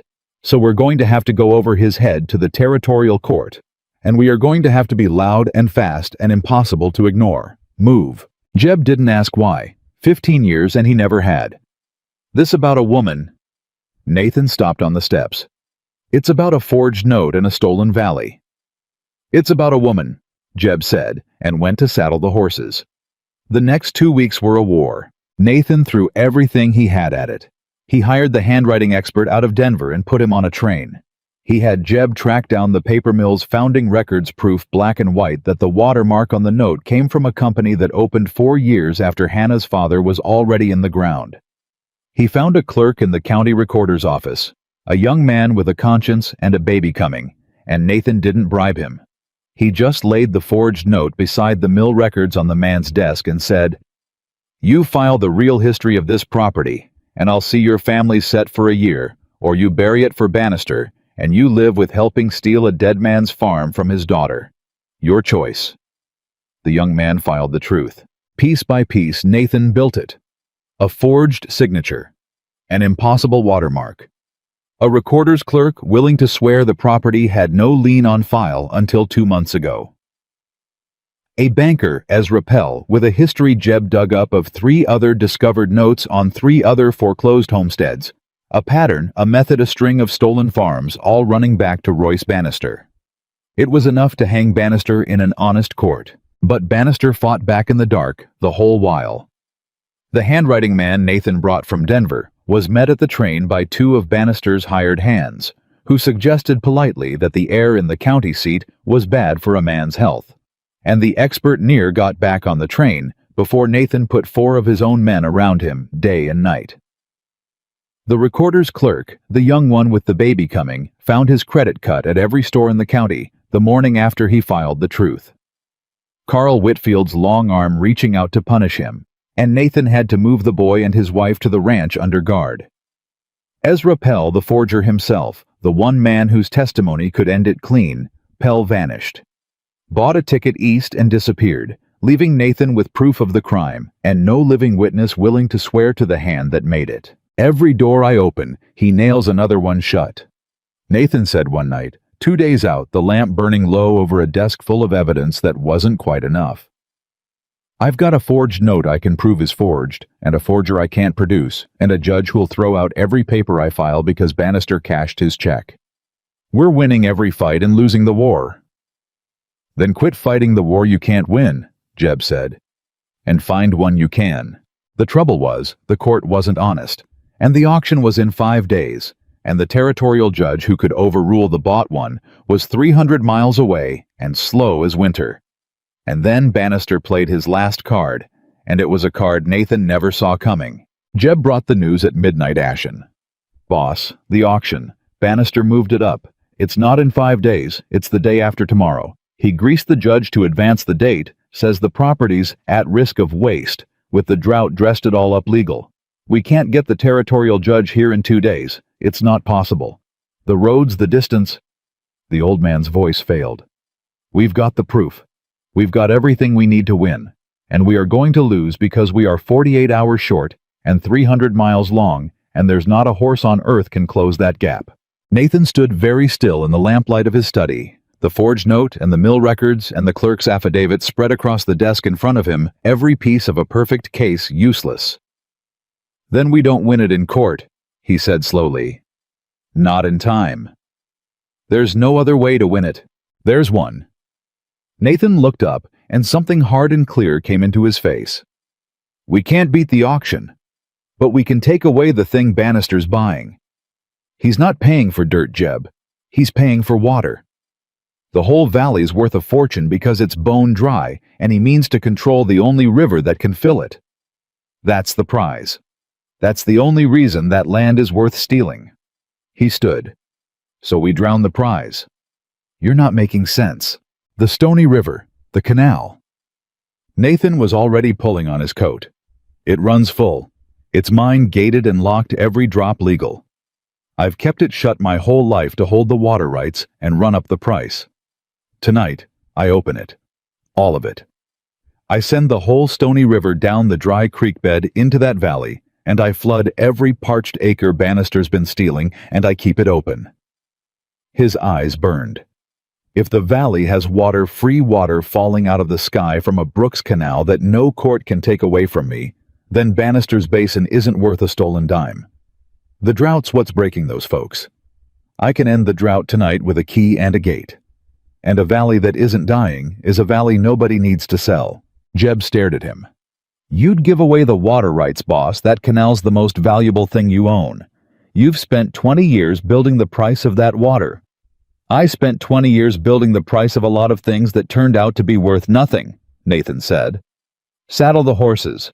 We ride to the head gate tonight." They rode through the dark, Nathan and Jeb, and 4 hands with lanterns, to the great locked head gate where the Stony River met the canal that carried it nowhere. And Nathan Brooks took the key he'd carried in his head for 20 years, and he fitted it to the lock, and he stopped for one moment with his hand on the wheel. He thought about Hannah saying, "We need water, real water, or this valley's going to start burying its little ones." He thought about a muddy half-bucket and a child cooking with fever. He thought about every locked night he'd watched the wells drop and said nothing. He turned the wheel. It fought him 20 years of rust and disuse. The same 20 years he'd kept it shut to run up the price of thirst, and then it gave, and the gate ground open, inch by groaning inch.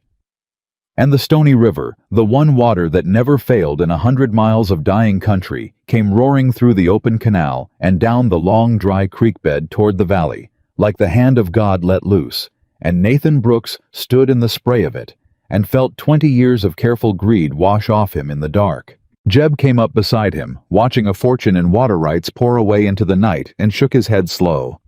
"You know what you just gave up, boss? A price," Nathan said, watching the river run free for the first time in 2 decades. "I just gave up a price. I should have done it years ago. There's children in that valley been drinking mud while I sat on a river to make $1. He had to look away from the old man.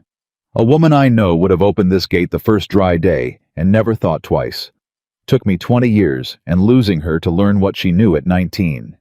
By morning, the valley had water. It came down the dead creek in the gray of dawn, a wall of it first, then a steady singing flood, filling the cracked bed bank to bank, spilling into the irrigation ditches Hannah's father had dug decades ago, soaking down into the roots of the withering crops, filling the dry wells from below.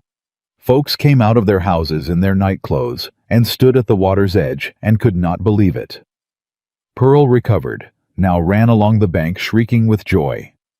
Della wept. Old Hetty Larson got down on her knees in the mud and prayed. A miracle, they kept saying all up and down the valley. The drought's broke. It's a miracle. Word ran from farm to farm, faster than the water itself. The Pruitts, who'd been 3 days from walking off their land. Della and her recovered Pearl, who'd nearly buried that child for the want of half a bucket. Hetty Larson and a dozen families besides all of them, saved in a single night by a flood that came roaring out of the east with no rain in the sky to explain it. They didn't understand it. They only knew that yesterday they were dying, and today they were not, and a people that has been that close to the end does not ask too many questions of deliverance. They called it God's hand, and they went back to their fields weeping with relief. And nobody knew it was a man. A man 40 miles east who'd given away the most valuable thing he owned in the dark of night, and ridden away before the sun could name him.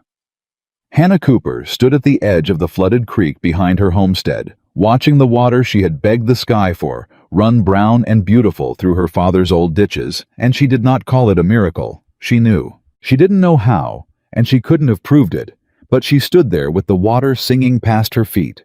Water that came from the east, from the direction a man had ridden off 4 days ago, swearing he'd save her land. And she knew the way. You know, a voice in the dark exactly whose hand had turned whatever gate let this loose. She thought of him saying, "Let me worry about money." She thought of him reading a forged note at a glance. She thought of a drifter who fed half a valley out of nothing, and she finally understood that the nothing had never been nothing at all. "You stubborn, lying, impossible man," she whispered to the running water. Her throat closed. "You couldn't even let me hate you in peace." And she didn't know if it was a curse or something else, and that frightened her more than anything Royce Bannister had ever said. Because she had sent him away for spending her trust, and now here was the proof of him running cold and clean through her father's ditches, saving every soul who'd ever laughed at her, asking nothing signed with no name. It was the truest thing anyone had ever done for her, and he'd done it after she'd thrown him off her land. But the auction was still set for the next morning. Water or no water, the bought judge would still bang his gavel, and a forged note would still stand in his crooked court. And Hannah's land, the keystone, the prize, the one piece Bannister needed most, would still go on the block. The flood had saved the valley's crops. It had not saved her deed. And that night, the last night, Royce Bannister did the thing that desperate cornered evil men do when the prize starts slipping. He sent Carl Whitfield and 2 hired men to the homestead in the dark with a lantern and a can of coal oil, because a homestead that burns to the ground the night before, auction sells for even less, and a stubborn spinster scared out of her wits might finally sign. And because Royce Bannister had decided that if he couldn't have Hannah Cooper's land dry and whole, he'd have it cheap and black. Hannah woke to the smell of smoke and the sound of a man's boot on her porch, and she came out of bed into the dark of her father's house, with her grandmother's shotgun in her hands, and her heart slamming alone the way she had faced everything alone for 9 years. She threw open the door. There were 3 of them in the yard. Carl Whitfield held the lantern. The 2 hired men stood by the barn, and one of them had already splashed the coal oil up the dry boards, and the smell of it was thick and sweet and wrong, and the first lick of flame was crawling up the corner of the barn her father built with his own hands. "Get away from my barn." Hannah brought the shotgun up level. "Right now." Carl laughed, but the laugh had a shake in it. "Now, Hannah, you're not gonna shoot anybody." "My pa built that barn." Her voice was deadly calm. "He died of the fever in the room behind me. You put a torch to the last thing his hands made, Carl, and I will give you exactly 1 chance to walk off this land, and I will not give you 2. There's 3 of us, you stupid woman, and 1 of you, and 2 barrels." She thumbed back both hammers. The click carried across the yard like a bone breaking. "Which 2 of you wants 'em?" The hired men froze. The flame climbed higher behind them, painting the whole yard in jumping orange, and for a moment nobody moved, the standoff hanging on a hair, 3 armed men and 1 furious woman, and a fire eating the night between them. Then the wind shifted, and the flame caught the dry hay through the open barn door, and the whole side of the building went up with a roar, and in that roar, the bigger of the hired men lunged. Hannah fired. She fired high over his head, a warning, because even now, even here, she could not bring herself to kill a man in cold blood. And the buckshot tore the air, and the man dropped flat, and Carl screamed, and the horses in the corral went mad with terror, and Hannah swung the second barrel toward the other man as he came. And she knew in that frozen instant that she had 1 shot left and 2 men still on their feet, and a barn full of her father's whole life burning down around her, and that she was, as she had always been, completely and utterly alone against the men who wanted to break her. The barn timbers cracked overhead. The cow bawled trapped, and Hannah Cooper stood in the firelight with a single shell between herself and ruin. Refusing to run, refusing to fall. Her father's land burning at her back and her grandmother's shotgun steady in her hands. When from the dark beyond the firelight, fast and hard down the eastern road, came the sound of hooves at a dead run, many of them riding straight toward the burning homestead out of the night. The hooves came out of the dark like thunder given legs, and the first rider through the firelight was off his horse before it had fully stopped, and Hannah Cooper, swinging her last barrel toward the sound, saw the face of the man she'd thrown off her land 4 days before. "Hannah!" Nathan was already running, not at her, but past her at the barn at the fire. "Jeb the water. Get a line to the creek. It's running again. Move you two. The corral, get the stock clear. Hannah, where's Bess?" The barn she's still in, He didn't wait. Nathan Brooks ran straight into a burning barn. Hannah screamed his name. The smoke swallowed him. For 3 of the longest seconds of her life, there was nothing but flame and the bawling of the terrified cow. And then he came staggering out backward, hauling Bess by a rope around her neck. The cow's eyes rolled white, his own face black with soot, his coat smoking at the hem. He slapped the cow clear of the door and bent double coughing, and behind him a chain of his men was already running buckets from the newly flooded creek, dousing the barn wall, beating the flames back with wet sacks. The 2 arsonists ran. Jeb's men ran them down in the dark and dragged them back into the firelight, kicking. Carl Whitfield tried to scramble into his buggy, and a hand the size of a ham closed on his collar and lifted him clean off his feet. "Going somewhere, Carl," Jeb said. And in 20 more minutes it was over. The barn was scorched black down one whole side, and the hay was a loss. But the timbers her father had set still stood blackened and smoking, but standing the way the woman who owned them still stood. Nathan's men got the fire dead, and the stock penned, and the 3 arsonists tied wrist to wrist in the dirt, and the night went quiet, except for the hiss of wet char and Hannah Cooper's hard breathing. She still had the shotgun in her hands. She still had the 1 shell. Nathan straightened up sooty and scorched and gasping and looked at her across the smoking yard, and for a moment neither of them said anything at all. "You came back," she said finally. "I never went far."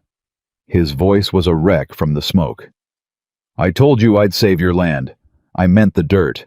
I didn't reckon Bannister would try to burn the woman standing on it." He took a step toward her, then stopped himself, kept the distance she'd asked for even now. "Are you hurt, Hannah? Look at me. Are you hurt anywhere?" "No." She lowered the gun at last. Her hands were shaking. "I fired over his head. I couldn't even with the barn going up. I couldn't put it in a man." "I know." Something broke open in his ruined voice. "I know you couldn't. That's the whole of who you are. That's the thing they keep trying to burn down and can't." He scrubbed a hand down his blackened face. "It's why I had to come back. A man can mail you a deed. He can't let you face 3 torches alone. Whatever else I am to you, liar, fool, rich man, I wasn't going to be the one who let that happen." Hannah looked at the man standing in the wreck of her barn soot, to the elbows a fortune's worth of water running free in the creek behind him. Because of a gate he'd opened. 3 of Bannister's men tied in her yard because he'd ridden 40 miles in the dark on a hunch, and the wall she'd built 4 days high, cracked just a hairline, just enough to let 1 sentence through. "Thank you," she said, "for Bess and the barn, and—" her voice caught. "Thank you. That's all I can give you tonight. Don't ask for more." "I won't." He nodded slow. "I won't ever ask you for more than you've got to give. I did enough taking already." Then she saw his hands. They were burned, the backs of them, where he'd hauled a rope through fire to drag her cow clear red and blistering, the same hands she'd bandaged a dozen nights in her kitchen when they were only torn from honest work. And Hannah Cooper, who had every reason in the world to let this man tend his own wounds, found her feet carrying her to the well before her head had agreed to it. "Sit down," she said. "Hannah, they're nothing." "Sit down, Nathaniel Brooks, before I knock you down. You ran into a burning barn for a cow that gives 4 quarts on a good day, and you're telling me your hands are nothing." She came back with cool water and a clean cloth and knelt in front of him in the firelit dirt, and took his ruined hands in hers and began to clean the burns the way she'd cleaned them before, except this time it was she who was trembling, and this time the silence between them was full of everything neither of them could say. "Hold still," she whispered.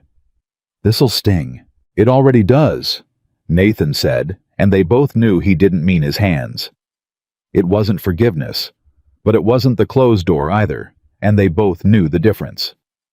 Carl Whitfield, tied in the dirt, found his voice. "You can't hold us. There's no law out here but Bannister's, and Bannister's judge 'll have you in irons by noon. Brooks, you and your whole Bannister's judge." Nathan turned, and there was something in his face now that made Carl go quiet. "Funny you should mention him, because come morning, Carl, that judge, is going to have a problem he can't buy his way out of." He crouched down in front of the storekeeper. 3 men caught with coal oil setting fire to a homestead the night before its auction. You think that helps Bannister's case? Or you think it's a rope? Carl, a rope that runs straight from your wrist to his neck. He let it sit. Now, you can hang for arson alongside 2 hired strangers who'll roll on you the second a marshal asks. Or you can tell the truth about who drew that forged note, who ordered this fire, and every farm Royce Bannister's stolen in this valley, and maybe a judge goes easy on a frightened storekeeper who finally found his conscience. Nathan stood. You've got till sunup to decide which Carl Whitfield you want to be. I'd think hard. Carl's mouth worked. No sound came out. You think Bannister'll save you? Nathan pressed soft. You think the man who sent you to burn a sleeping woman is going to spend $1 keeping you off the gallows? You're a loose end, Carl. Men like Bannister snip loose ends. The only person in this whole territory who can save Carl Whitfield's neck tonight is Carl Whitfield, and the clock's running. He stood and walked away deliberate, giving the man the silence to drown in. It took the storekeeper 10 minutes of staring at the rope burns on his own wrists. Then, in a voice gone small and cracked, he said, "Get me a paper, and a man to write it down right." He swallowed. "I'll tell you the whole of it. The notes, the judge, all of it. Just you put it in writing that I talked, that I helped. When the marshal comes." By the time the sky grayed, he had decided. He talked. He talked for an hour straight, and the more he talked, the faster it came. 9 years of swallowed spite pouring out of him. How Bannister had been forging notes for 2 years. How Pell drew them in a back room in the county seat. How the judge took a cut of every foreclosure. How Carl himself had spread the word that anyone helping Hannah Cooper would have their credit cut at his store. "She never broke," he said at one point, almost wondering, almost ashamed. 9 years I leaned on her, and she never once broke. I think that's why I hated her. A woman with nothing, and I couldn't make her bend. He gave it all up, the whole rotten machine, in exchange for nothing but the faint hope of mercy. And when he was done, Nathan Brooks held in his hand the thing 2 weeks of lawyers couldn't buy, a living witness signed and sworn with Jeb's steady hand and 2 lawyers' names beneath it. But a confession in a yard wasn't a verdict in a court. The auction was set for 10 o'clock that morning in the county seat before a judge who'd already cashed Bannister's check. And Nathan knew the way. He knew cattle and contracts and the look of a forged page that a bought judge with a forged note would still bang his gavel confession or no confession, unless somebody made it impossible. So he made it impossible. He didn't ride to the county seat to argue the law. He rode to gather a crowd. He sent Jeb and the hands out across the valley at first light, with a single message carried, farm to farm. Hannah Cooper's land goes on the block at 10. The man who flooded your fields is asking you to be there. And then, Nathan did the one thing he'd sworn he'd never do. He let them know it was him. He let the whole valley know that the water hadn't fallen from heaven, that there'd been no miracle. Only a rich man with a key who'd kept a river locked for 20 years and finally opened it. He gave away the secret that had cost him Hannah because the people needed to know whose side to stand on, and a man who'd learned anything from Hannah Cooper knew that the truth was worth more than looking good.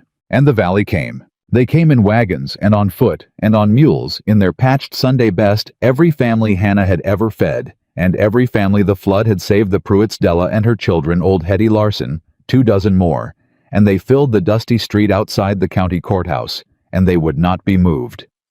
They came because for 9 years, a fat spinster they'd been too cowardly to defend had fed their children anyway, and because a man had opened a river for them and asked nothing, and because there is a point past which even frightened people will not be made to watch a theft. Hannah came too. Nathan hadn't asked her to. She came in her own wagon in her mother's good dress, and when she climbed down in front of that courthouse, the crowd of people she'd quietly saved for 9 years did a thing that stopped her cold in the street. They took off their hats. Every man there. Hats off, heads bared for the fat spinster. Della stepped forward, and her voice carried clear across the street, shaking, but loud enough for the whole crowd and the open courthouse doors to hear. 9 years. Della said, "This woman fed my babies when I had nothing. When my Tom got hurt, and I couldn't put bread on the table, she gave us her own. And when Carl Whitfield cut my credit for it, she never said a word, never asked a thing back, just kept on giving." Her chin trembled.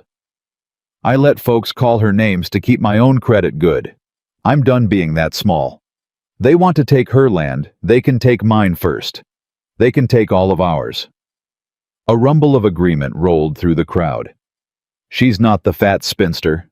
She never was. She's the only decent soul this valley's got, and we should have stood for her years ago.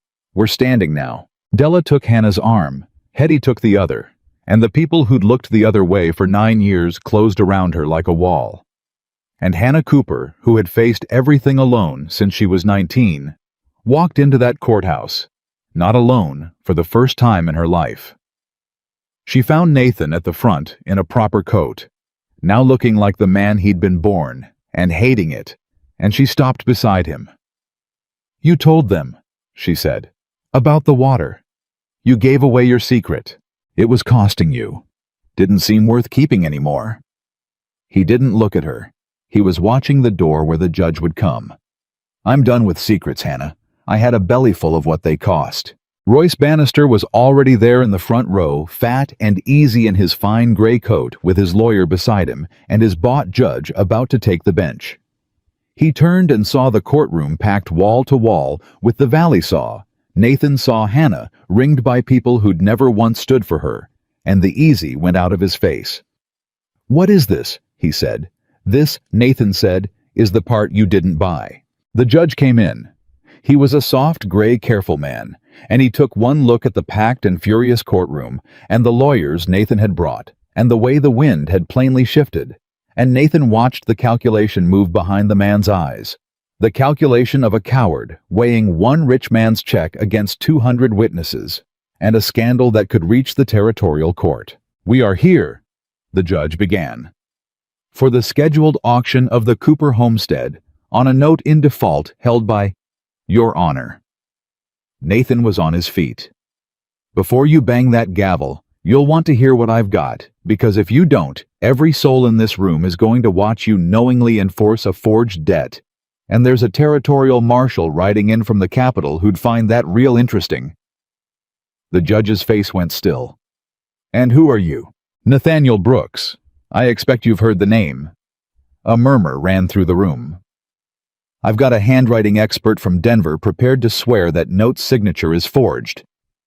I've got the founding records of the paper mill whose watermark is on that note, a mill that didn't exist till 4 years after Josiah Cooper was in his grave.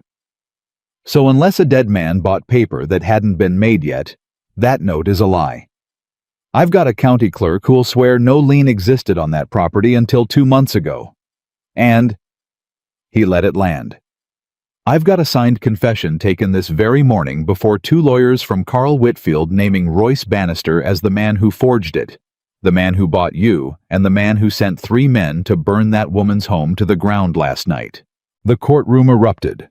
Bannister was up, his lawyer pulling at his sleeve. "This is Theodore Whitfield's a liar. The man's been threatened. I'll have—" "Threatened?" Nathan didn't raise his voice. "By who?" "He sat in a chair this morning and a lawyer wrote down his words and he signed them free. The only man who threatened Carl Whitfield Royce was you, every day for 2 years, with what you'd do to him if he didn't help you steal this valley." He turned to the bench. "Your Honor, I've got the handwriting man in this room on his feet, ready to swear under oath. I've got the mill records on your desk if you'll look at them. I've got 8 families in this street whose stolen deeds I've already filed back to their names, and every one of them tells the same story, the same forger, the same pattern, the same man." He pointed slow at Bannister. "That one." Bannister's lawyer tried again. "Your Honor, none of this is properly before the court. The auction is scheduled. The note is filed." "The note is forged," Nathan said, "and I think His Honor knows it because His Honor has known it from the day Royce Bannister handed him an envelope. Isn't that right, Judge?" The room went dead silent. Every eye turned to the soft gray man on the bench. And in that silence, the back doors of the courtroom opened, and 3 men in long coats walked in, dusty from hard riding, and the one in front pinned a star to the front of his coat where the whole room could see it. The territorial marshal. Riding in from the capital exactly as Nathan had promised the night before. Not a bluff, not a threat, but a fact arrived on time. Bannister sat down hard, like the strings holding him up had been cut. "It's over, Royce." Nathan said it quietly now, almost gently, the way you tell a man bad news. "You could have stolen this valley quiet, and nobody east of here would have heard a whisper. But you got greedy, and you got cruel, and you sent men to burn a woman alive in her own home. A forged note a judge can squint at. Arson the night before an auction, 3 men in irons, a marshal in the room, and a witness who'll swear you ordered it." He shook his head. "That's not a property dispute anymore. That's a rope, and no amount of money buys a man off a rope when the whole territory's watching him swing." The bought judge looked at Bannister. He looked at the 200 witnesses. He looked at the word marshal hanging in the air. And like every coward who ever sold his honor cheap, he found it suddenly very easy to do the right thing once the wrong thing got dangerous. "In light of," the judge said, clearing his throat, "in light of substantial evidence of fraud and forgery presented before this court, this auction is suspended pending investigation. The note appears to be invalid on its face. The property remains with Miss Cooper." He banged the gavel fast, like he wanted rid of it. "And these men in custody for arson are remanded to the territorial marshal. This court is adjourned." For one beat the room was silent. Then the valley roared. They came up out of the benches, cheering the Pruitts and Della and Hetty, and all of them hats in the air. And Royce Bannister stood frozen in the middle of it, as the marshal's men closed around him, took the silver watch off his vest, and the fine gray coat off his back as evidence, and walked him out through a corridor of the very people he'd tried to ruin. He didn't look proud anymore. He looked like what he'd always been under the coat, a small, greedy man who'd mistaken money for worth, led out blinking into a street full of people who had less than him and were richer than he'd ever be. The great empire he'd forged, farm by stolen farm, came down in a single morning in a packed country courthouse, brought low, not by a richer man's money, but by a poor valley that finally stood up, and a woman who fired over a man's head when she could have put it through his heart. The bought judge resigned within the week before the territorial court could remove him. Ezra Pell was picked up at a railway station 200 miles east, his leather case still full of half-drawn forgeries, and he traded every name he had for a lighter sentence. And Carl Whitfield, who had leaned on Hannah Cooper for 9 years, and finally found his conscience the night a rope concentrated. His mind went to the territorial prison, a smaller and quieter man, and the general store passed to a young couple, who it was said never once cut a soul's credit for an act of kindness. Hannah Cooper sat very still through all of it. And when the cheering crested and broke, she turned to Nathan, and her eyes were wet, and she said only, "You did it. We did it." He shook his head. "Hannah, you don't understand. They came for you, every one of them. The water got 'em to the door, but they walked through it for you for 9 years of cornbread and last hens, and a kindness this whole valley took, and never paid back till today. I didn't save your land. I just opened the door. The people you saved you right back. That's not my doing. That's 9 years of yours." She looked out at the cheering crowd, at the bared heads and the wet eyes, and the people who'd taken off their hats for the fat spinster, and something 9 years frozen in her finally began to thaw. But she did not fall into his arms. That was the thing about Hannah Cooper. She was not a woman to be won by one good morning, however grand. The land was saved. The lie was not unsaid. And when the courthouse emptied and the dust settled, she climbed back into her own wagon alone and drove herself home to her scorched barn. And Nathan let her go because he had finally learned the one thing his fortune never taught him, that some things cannot be bought, and forgiveness most of all, and that a man who tries to purchase it only proves he never understood what he broke. So he did not try to buy it. Instead, he stayed. He took a room, not in a fine house, but in a bunk at a livery in town plain as any drifters. And he went to work. not as Nathaniel Brooks, owner of 10,000 acres, but as a man with 2 hands and a debt of the heart to pay. He rode out to every farm Bannister had stolen, and he made it right. Deeds, return notes, burned the recorder's office, corrected page by page. The Pruitts and a dozen others handed back the ground that had been taken from them. He did it without ceremony. When he came to the Pruitt place with their deed in his hand, old Amos Pruitt's wife came out onto the porch and burst into tears before he'd said a word, and Amos himself, who'd been packing a wagon to leave the only land he'd ever farmed, took the paper in both shaking hands and couldn't speak for a full minute. "What do we owe you?" Amos finally managed. "However much it is, we'll find a way. You don't owe me anything." Nathan was already backing toward his horse. "It was always yours. A man just took it for a while. Now it's back." And he rode off before they could thank him properly, because the thanks weren't the point, and a man who'd learned anything from Hannah Cooper knew that the kind that shows isn't worth much. It's the kind nobody sees that keeps a thing alive. He helped an elderly couple 2 ridges over rebuild a collapsed well house, and never gave his name. He hauled winter wood to 3 widows before the first frost. He paid the recorder's clerk's debts and set the young family up clean as he'd promised. And then he came quiet and started rebuilding Hannah Cooper's barn. He didn't ask.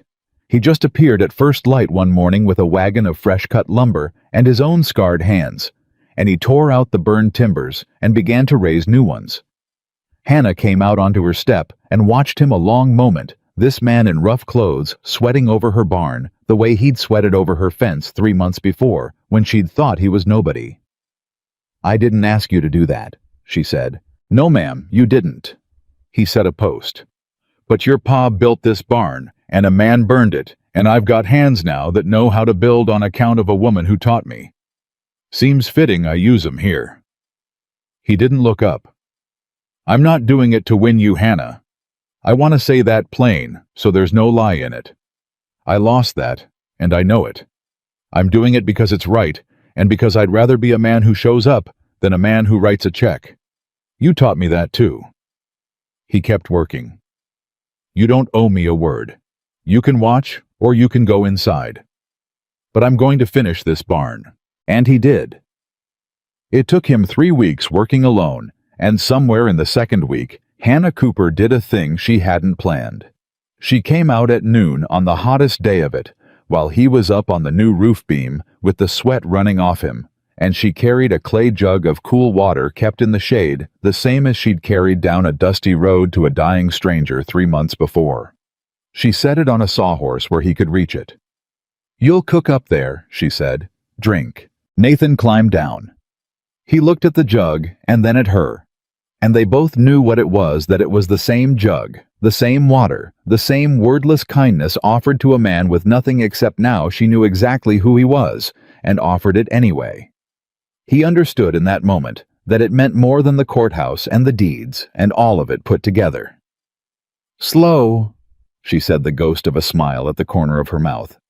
"You drink it all at once, you'll bring it right back up." "I remember the lesson," Nathan said. He drank slow. "First decent thing anybody ever did for me. I think about it most every day." "Get back to work," Hannah said, but her voice had gone soft, and she didn't take the jug when she left it. He watched her the whole while from a careful distance, watched the rich man sleep in a livery and eat with the ranch hands, and treat every soul in the valley with a plain dignity she'd never seen in a wealthy man in her life. Watched him turn away thanks. Watched him hand back stolen farms and never once mention his own name. Watched him become board by board and deed by deed the man he'd only pretended to be the first time she met him, except it wasn't pretend anymore. That was the thing that undid her in the end. Not the water, not the courthouse, not the barn. It was that the disguise had been the truth all along. Nathan hadn't put on rags and learned to fake being good. He'd put on rags and discovered he could become good, that the kindness he'd come west looking for in other people was a thing he'd had to grow in himself, slow and painful as the calluses on his hands, and that he'd grown it in her kitchen, and her fence line, and her barn, and that he was still growing it now every day, asking nothing. The morning he hammered the last board, Hannah Cooper crossed the yard and stood beside him, and for the first time in many weeks, she spoke to him not as a liar to be endured, but as a person. "It's a good barn," she said. "Straighter than the old one even. I had a good teacher." He wiped his hands on his trousers. "Stubborn old goat, measured everything twice." Hannah almost smiled. Almost. "You gave back the Pruitt place. And Hetty's. And 6 others, I hear. They were never mine to keep. And you sleep in a livery. You, 10,000 acres." She shook her head, half wonder and half exasperation. "You could buy this whole county and you bunk with the stable boys." "The stable boys are better company than most rich men I've known." He finally looked at her, and his face was open and tired and honest. "Hannah, I'm not going to dress it up. I lied to you, and the lie cost you something real, and no barn fixes that. I know it. I built it anyway because the alternative was doing nothing, and I'm done doing nothing." He set down the hammer. "I don't expect you to forgive me. I just wanted you to know the man who lied to you is trying every day to be the man you thought he was, whether you ever want to see him or not." For a long moment, Hannah Cooper said nothing. Then she did the thing that surprised them both. She sat down on the chopping block, the same one she'd sat on the night she'd told him to keep his before, and she patted the place beside her, and she said quietly, "Sit down, Nathan. We've never once talked honest, you and me. Not without a secret sitting between us. I think it's time we did." And he sat. And for the first time with no lie left in the air, they talked. Really talked plain and slow the way two people talk when there is finally nothing hidden. She told him about the 3 weeks she'd starved at 19 in more detail than she ever had, and he told her about the marble house that had never once felt warm, and the 3 women, and the awful hollow thing it was to be loved for what you had instead of who you were. She asked him hard questions, and he answered every one true, no matter how it landed. "Did you ever feel sorry for me?" she asked at one point, watching his face close. "Out there in the road. Was any of it pity?" "No." He didn't hesitate. "I was the one in the dirt, Hannah. You don't pity the person who saves your life. He searched for it. You spend the rest of it trying to be worth what they did for you. That's not pity. That's the opposite of it. And when you knew who I was, the fat spinster, the one nobody'd marry." Her voice was steady, but it cost her. "Did that ever once give you pause?" Nathan looked at her a long moment. "The first hour I knew you," he said, "you tipped water into a dying man's mouth and didn't ask his name. I've sat at tables with the most admired women in the territory, and not one of them ever did a single thing as beautiful as that. So, no, Hannah. It never gave me pause. The only thing that ever gave me pause was knowing I'd have to deserve you, and not being sure I could." Hannah was quiet a while, then almost to herself. 9 years I told myself I didn't need anybody. Built the whole of me around it. And then a half-dead stranger comes up my road and I find out the wall I built to keep the hurt out kept everything else out too. She looked at her own hands. "I don't know how to do this, Nathan. Trusting a body again. I'm out of practice. I might be slow at it. I might be hard." "Then I'll be patient," he said simply. "I've got nothing but time and a debt that won't quit. You take all the slow you need. I'm not going anywhere this time. That's the difference between then and now. Then I had somewhere to run back to. Now there's nowhere I'd rather be than wherever you're standing." Somewhere in the long, honest hours of it, the last of the wall came down, not into love, not yet, but into something just as rare, and maybe rarer, into trust rebuilt. Into a friendship deeper and more honest than the one the lie had poisoned. Into 2 people who had finally fully told each other the truth and chosen to stay anyway. When the sun went low, Hannah stood and brushed off her skirts. "Supper's at dusk." She said the same words she'd said to a dying drifter 3 months before. "You've earned a plate. The livery food's a disgrace and we both know it." Nathan stood. Something flickered across his face, hope carefully held. "Hannah, don't." She held up her hand, but gently now, no anger in it. "Don't make it more than it is. It's cornbread, Nathan. It's a plate of cornbread for a man who built me a barn." She turned toward the house, and at the door she paused and looked back at him, standing in the long gold light beside the barn. His hands had raised. "But it's a start. That's all I'll say. It's a start." And Hannah Cooper went in to set the table for two, and the man who'd come west, a stranger and a liar, and was leaving it slow and honest, as someone worth feeding, followed her toward the warm-lit door, not as a millionaire, not as a drifter, but as plain Nathan, which was the only thing he'd ever truly been, and the only thing she'd ever truly wanted him to be. That plate of cornbread became two, and two became a season. Autumn came down over the valley, and Nathan kept his livery bunk and his rough clothes. And every evening at dusk, he came to Hannah Cooper's table, and slowly, the way a frozen creek lets go in spring, the two of them learned to be easy with each other again. He'd repair a gate, while she canned the late tomatoes, and they'd talk through the open door. She'd correct his sloppy nailing, and he'd complain, and she'd laugh, and the laugh came quicker now, every day a little quicker. The whole valley watched it happen, and held its breath. There were good nights in there too, the kind Hannah let herself have before she remembered to be afraid.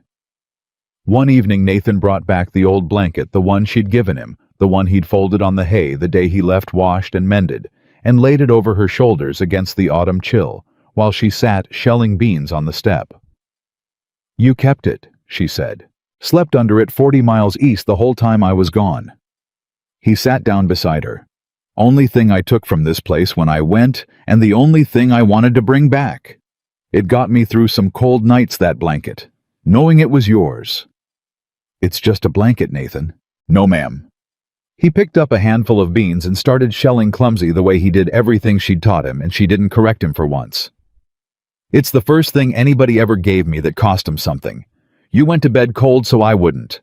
I'd been given 1,000 things in my life, Hannah, and not one of them ever cost the giver a thing. That blanket's the richest gift I ever got." He bumped her shoulder with his. "So it's not just a blanket. Quit saying it's just a blanket." And Hannah Cooper, despite herself, despite 9 years of bracing, leaned her head against his shoulder for one whole minute before she remembered to sit up straight again. It was the most she'd let herself have in 9 years, and it terrified her, and it was wonderful.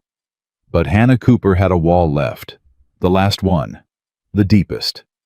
And it was a wall Nathan couldn't take down with a hammer, or a deed or a barn raised by hand, because it wasn't built of anger anymore.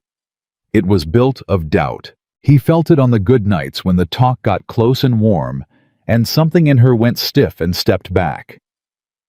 He felt it the evening he reached across the table to take her hand, and she let him for a moment, then pulled away and got up to tend a pot that didn't need tending.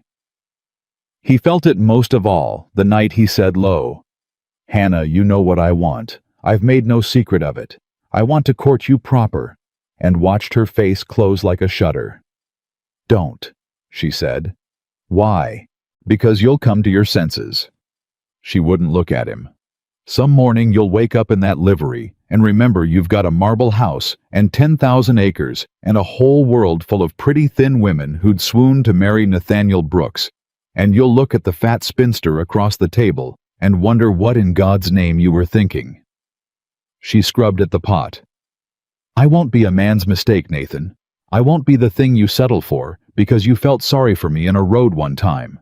I'd rather have you as a friend forever than have you as a husband for a year before you figure out you could have done better." It went into him deep because he heard under the words 9 years of every cruel thing this valley had ever told her about her own worth.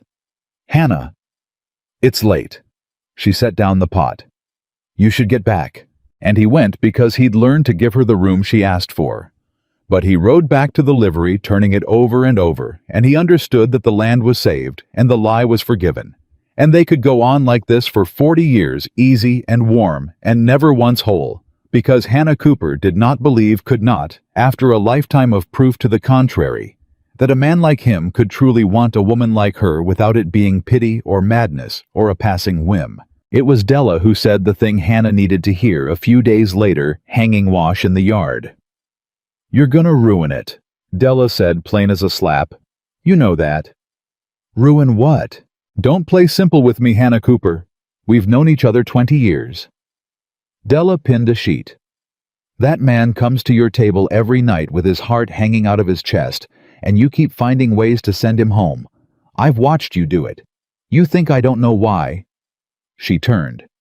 "You think if you push him off first it won't hurt as bad when he leaves, same as you've done your whole life.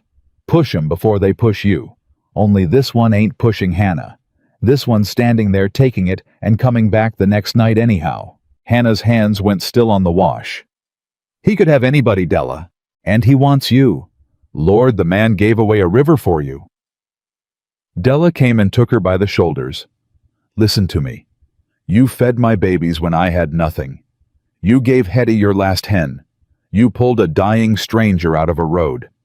9 years you've poured yourself out for every soul in this valley and never once let a single one of us give a thing back. You ever think maybe that's a kind of pride too? Maybe it's your turn to let somebody pour into you for once." Her voice gentled. "You deserve it, honey. You always did. The only person in this whole county who don't believe that is you." Hannah didn't answer. But the words went in, and they stayed in, and they were still working in her 3 days later, when the thing that proved Della right walked off a stagecoach.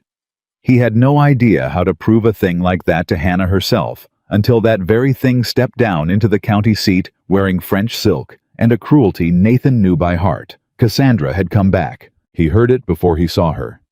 The whole town buzzing that a fine lady had arrived asking after Mr. Nathaniel Brooks, and his stomach turned to stone, because he knew exactly which fine lady and exactly why she'd come. The papers had carried it, of course. The missing millionaire found, the forgery trial, the valley he'd saved. Nathaniel Brooks was a story again, and a wealthy bachelor again, and Cassandra Vane had never in her life been able to resist a wealthy bachelor with his name back in the papers. She found him at the livery of all places, and the sight of him in rough clothes mucking a stall stopped her in her tracks. "Nathaniel." She said his name like a reproach. "What on earth? Look at you. You've gone rustic." She wrinkled her nose at the stable. "Darling, the whole territory's talking. They're saying you went mad and vanished into the wilderness. I came the moment I heard. I simply had to see for myself that you were—" She searched for the word recovered. "I'm not recovered, Cassandra." Nathan set down the pitchfork. "I was never sick. What do you want?" "What do I want?" She laughed light and practiced. "I want what we always should have had. I was a foolish girl, Nathaniel. I said things about your money, about your looks. I was young and stupid, and I've regretted them every day since. But I'm older now, wiser. And you're free, and I'm free, and the past is the past." She stepped closer, all warmth now, all silk. "Come home. Back to the ranch, the real ranch, your real life. Leave this dust behind. We could be married by Christmas. I'd make you the envy of the whole territory." "You heard I got my fortune back," Nathan said. "That's what this is. You read it in a paper. I heard you'd come to your senses." Her smile didn't waver. "Darling, everyone makes a fool of themselves once. Yours just happened to involve a great deal of mud and a—" She lowered her voice, confiding cruel, "Well, they say there's a farm woman, a heavy one. Honestly, Nathaniel, the things grief does to a man. But that's behind you now. No one need ever mention it again." And there it was. The exact woman with the exact offer, the exact contempt that he'd ridden west to escape, returned now to test whether the man who'd ridden out had ever really changed or had just been playing poor for a season. Nathan looked at Cassandra Vane in her French silk, and for the first time in his life, he felt nothing at all. Not anger, not the old pull, nothing but a kind of pity for a woman who'd never in her life known what it was to give a thing away. 3 years ago, he said slowly, "I'd have given anything to hear you say that. Anything." He shook his head. "Funny thing. I went looking for one honest heart, Cassandra. Just one. And I found her in a calico dress feeding a valley out of an empty larder, taking the worst this country had to throw at her and answering it with kindness. She'd give a stranger her last blanket. You wouldn't give a freezing man the time off your watch." He picked the pitchfork back up. "You want to marry the envy of the territory. I want to marry the best person in it. Those aren't the same woman, and they never will be. Go home, Cassandra. There's nothing for you here. Cassandra's pretty face hardened to something uglier. You're throwing me over for a fat farm girl. I'm throwing you over, Nathan said evenly, for Hannah Cooper. And the day she says yes will be the proudest day of my life. Now you'll excuse me. I've got stalls to muck, and you're standing in the manure. She left on the next coach, and Nathan thought that would be the end of it. He was wrong, because gossip in a small county runs faster than any stagecoach. And by the time Nathan rode out to Hannah's that evening, the whole valley already knew that a fine silk lady had come to carry Nathaniel Brooks back to his glittering life. And the version that reached Hannah Cooper, carried by a well-meaning neighbor, who didn't know better, did not include the part where he sent the lady packing. He found her in the yard, and he knew the second he saw her face that something had gone wrong. Hannah, is it true? Her voice was flat and careful, the old wall back up to its full height and higher. A woman came, from your world, a real lady, pretty, come to take you home. A woman came. The rest of it's, you don't have to explain. She wouldn't look at him. I always knew this day'd come, Nathan. I told you 3 nights ago. Some morning you'd remember what you really were and what you could really have. Her chin came up, and it was the bravest, most heartbreaking thing he'd ever seen, because she was breaking and refusing to let it show. So I'm gonna make it easy on you. I'm gonna say what you can't bring yourself to say. Go with her. Go back to your marble house, and your pretty thin lady, and your real life. I release you. There. It's done. You don't have to feel bad about the fat spinster anymore. Hannah Cooper. Nathan was off his horse and across the yard before she finished. You shut your mouth right now and you listen to me, because I am only going to say this once, and I am going to say it loud enough that every soul in this valley hears it. She blinked, startled. She'd never once heard him raise his voice. I sent her away. He took her by both shoulders. Cassandra Vane, the one who told me 3 years ago my face was bearable so long as I stayed rich. She came to carry me back to a life I'd burn to the ground before I'd live in again, and I sent her packing on the next coach, and you want to know what I told her? I told her I went looking for one honest heart and found it in a calico dress, and that the day Hannah Cooper said yes would be the proudest day of my life. His voice cracked. You think I want her? You think I rode west, gave up my name, slept in your barn, opened my river, lost my fortune's worth of water rights, and rebuilt your daddy's barn, board by board, so I could run back to a woman who loves my bank book the first time she crooks her finger? Hannah, look at me. Look at me. She looked. There were tears standing in her eyes, and she was furious at them. I don't want a pretty thin lady, Nathan said, gentler, now raw. I don't want the envy of the territory. I have spent my whole life around women who wanted what I had, and it was the loneliest a man can be. And then a poor woman with a heart bigger than the sky pulled me out of a road and never once asked my name, and for the first time in 38 years, I wasn't lonely. That's not pity, Hannah. That's not me settling. You are not the thing I settle for. You are the thing I was looking for my whole life, and didn't have the sense to know existed. Do you understand me? There is no better. You are the better. Every other soul I've ever met is the settling. Hannah Cooper stood very still, and the tears came loose and ran down, and her voice, when it finally came, was small and broke his heart. I'm scared, Nathan, she whispered. I've been alone so long. I don't know how to be wanted. I keep waiting for it to be a trick, 'cause it's always been a trick. Every single time in my whole life somebody looked at me kind, there was a knife behind it. She pressed her hand to her mouth. I don't know how to believe you. I want to. God help me, I want to so bad I can't breathe. I don't know how. Then don't believe me, Nathan said. Watch me, the way I watched you. You didn't tell me you were good. You just were every day till I couldn't help but know it. He brushed a tear off her cheek with his thumb, the way he had once brushed away a streak of garden dirt. So I'll be good to you every day, plain and steady, asking nothing, till one morning you wake up and find you believe it without ever deciding to. I've got the rest of my life, Hannah. I'm not in a hurry. I'm just not going anywhere.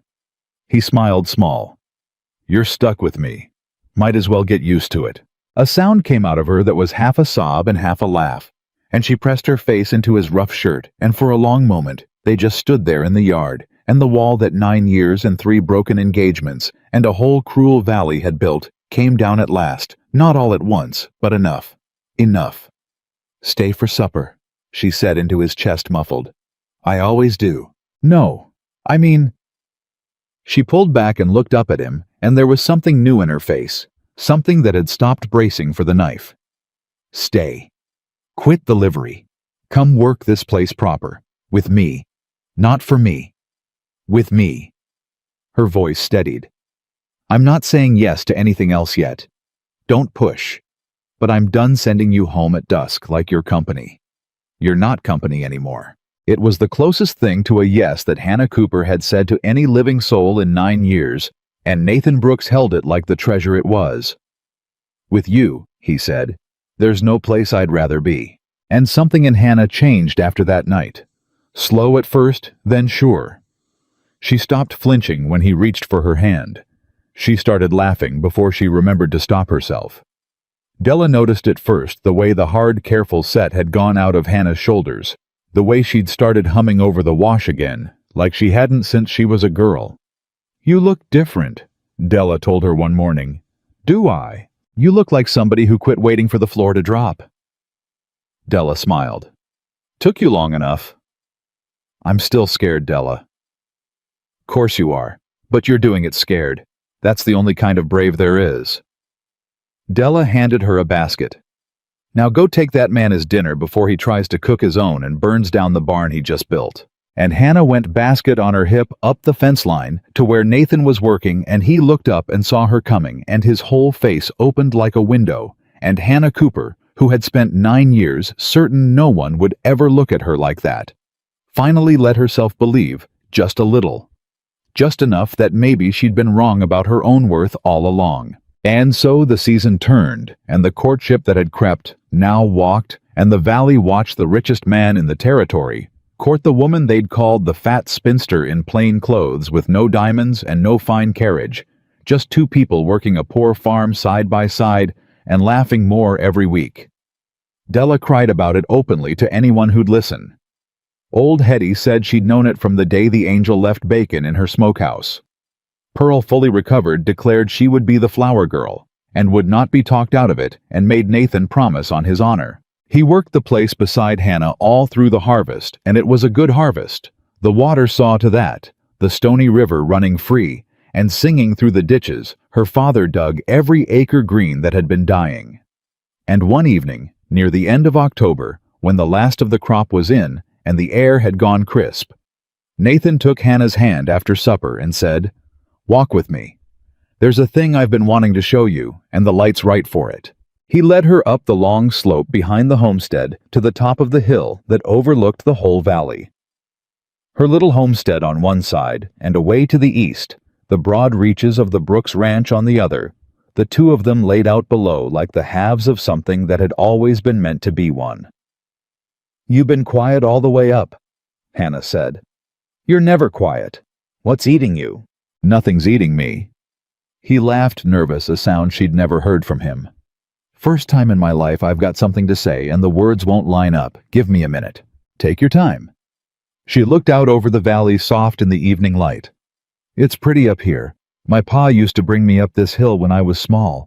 Said you could see the whole world from the top of it." Her voice caught. "I used to think the whole world was just this valley. Funny how small a person's whole world can be and how it's enough if there's love in it." "There's love in it," Nathan said. "I want you to know that before I say anything else, whatever happens next. This valley's got more love in it than the richest house I ever owned, and most of it runs back to you. My pa brought me up here once," Nathan said, "years back before he passed, pointed east at all that land and said, 'Son, a man's measured by what he holds.'" He was quiet a moment. "I believed him my whole life. Held everything I could get my hands on. Water, land, cattle, women who'd have me for it. Held so tight I never once was happy." He turned to her. Then I met a woman who held nothing, gave everything, and was the richest soul I ever stood next to. And I finally understood my pa had it exactly backward. A man's not measured by what he holds, Hannah. He's measured by what he gives away. He reached into his pocket. Hannah's breath caught. "I'm not gonna give you diamonds," Nathan said, and his voice had gone rough. "You'd hate diamonds. You'd give 'em to the first widow you met. And a diamond's just a rich man's lie, anyhow, a way to buy a thing that can't be bought." He opened his hand. "So I made you this. With these hands you taught to work. It's not worth $1. It's copper. I shaped it out of an old horseshoe, one of the last my pa ever set on a horse before he died. He set it in iron. I bent it into something for the only thing in this world worth more to me than everything he left me." In his palm lay a simple ring, hand-beaten, copper plain and warm and imperfect, made by a man who'd learned to use his hands in her fence line and her barn. Hannah Cooper. Nathan Brooks went down on one knee on that hilltop in his rough clothes, with a horseshoe ring in his calloused hand, and his whole heart in his eyes. I searched across the whole West for a woman who'd love a rich man. Instead, I found the woman who taught a rich man how to become worthy of love. I don't deserve you. I know it. But I will spend every single day I've got left trying to. Marry me. Not the millionaire, he's nobody. Marry Nathan, who you pulled out of a road and made into a man. Be my wife. Build a life with me on this hill between these two ranches in the warmest home this valley's ever seen." His voice broke clean through. "Say yes, please, say yes." And Hannah Cooper, who had been laughed at and written off and left to starve at 19, who had built a wall around her heart so high and so thick that not one soul had breached it in 9 long years, who had been so certain her whole life that no one could ever truly want her. Hannah Cooper looked down at the man kneeling in front of her with a copper ring beaten from his dead father's horseshoe. And she did not see a millionaire, and she did not see a liar, and she did not see pity. She saw the man behind the money, the one she'd seen from the very first when she didn't know there was any money at all. "Yes," she said. The word came out broken and certain all at once. "Yes, you stubborn, lying, impossible, beautiful man. Yes, 1,000 times yes." He came up off his knee and took her face in both his ruined hands and kissed her there on the hill between 2 ranches in the last gold light of October and down in the valley below. Though neither of them knew it, half the county had gathered quiet at the foot of the slope. Della and Pearl and Hetty and the Pruitts, and 24 more who'd heard he meant to ask and had come to see it, and who now sent up such a cheer that Hannah and Nathan broke apart laughing. And Hannah pressed the copper ring to her lips, and the whole valley she'd saved for 9 years stood in the dusk and wept for joy at the fat spinster who'd finally been chosen. "They're all here?" Hannah breathed, looking down at them. "Every one of them. They came to watch. They came for you."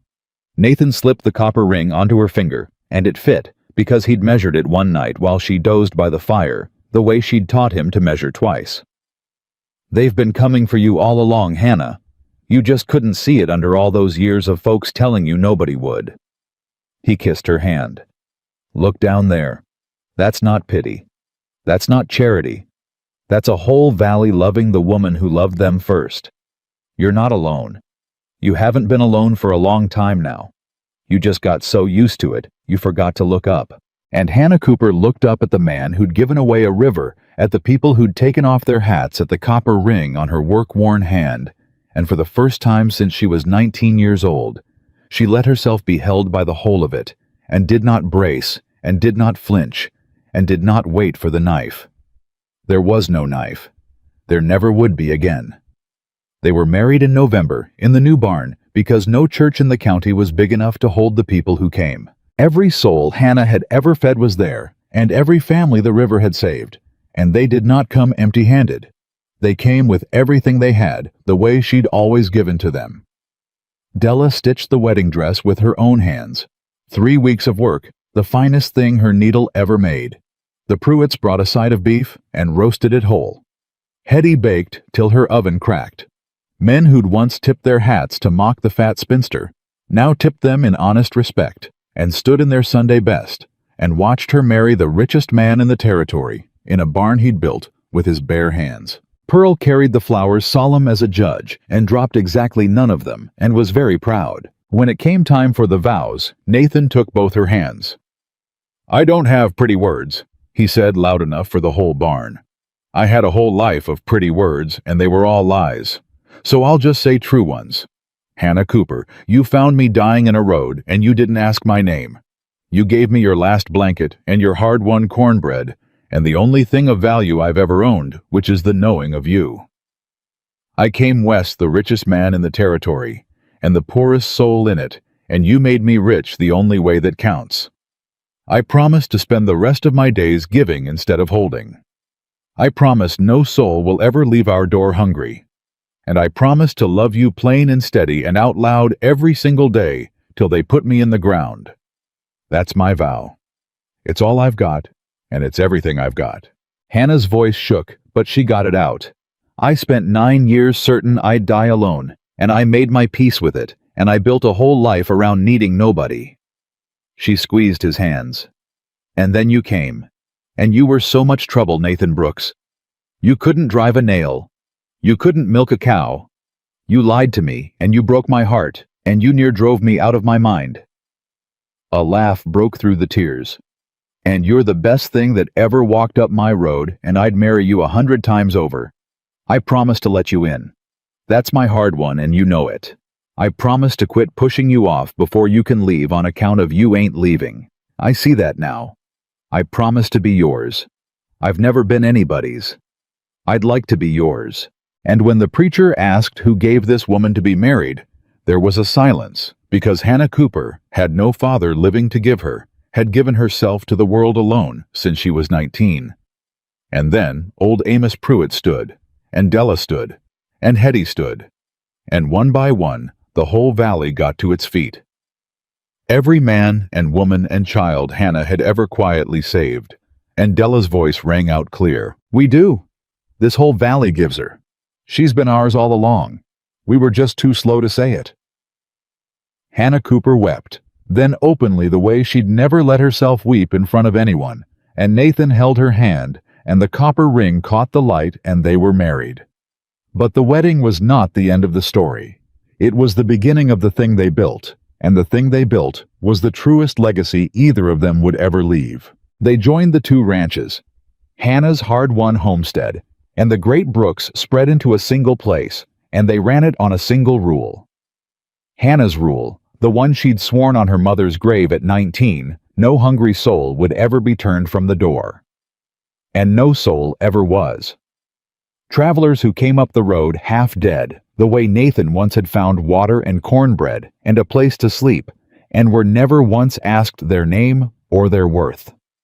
The marble house that had stood cold and empty for so long filled up with warmth and noise and people, and the marble fireplace that no fire had ever quite warmed now blazed every night, and folks came from 3 counties just to sit at the Brooks table and be treated like they mattered, because at that table every soul did. Nathan never locked the river again. The Stony ran free down the valley for the rest of his life, and long after, and the families it watered prospered, and not one of them ever forgot whose hand had opened the gate. When the railroad finally came, and it did come, and it would have made a man who controlled that water a king, exactly as Bannister had schemed, Nathan signed the water rights over to the whole valley, held in common, so that no rich man could ever again hold a child's life hostage for $1. "My pa measured a man by what he held," he told the county recorder the day he signed it away. "I'd rather be measured by what I let go." There was a story folks told for years after about a drifter who came through one hard winter half frozen and starving, who'd been turned from every door in the county seat, the way Nathan once had run off by storekeepers, mocked by men on the boardwalk, told the beggars, drank at the river. He'd near given up when somebody pointed him up the road and said, "If you can make the Brooks place before dark, you'll be all right. They never turn a soul away." He made it to the door more dead than alive, and a heavy-set woman with gray coming into her hair opened it, and she didn't ask his name, and she didn't ask his worth. She just said, "Come in out of the cold, mister. There's stew on, and a bed in the back, and nobody's taking it from you." And the drifter wept at the table because he'd forgotten a kindness like that still existed in the world. Hannah Cooper had not forgotten. She had built her whole life so that no one would ever have to. They never had children of their own. That sorrow did come, and it was real, and Hannah grieved it. But the house was never empty. They took in orphaned children, the way Hannah had always taken in everything, and they raised them, and they saw to it everyone was educated, schooled, and lettered, and given a trade, because Hannah Cooper knew exactly what it was to be a child the world wrote off, and she would not let one more child be written off as long as she drew breath.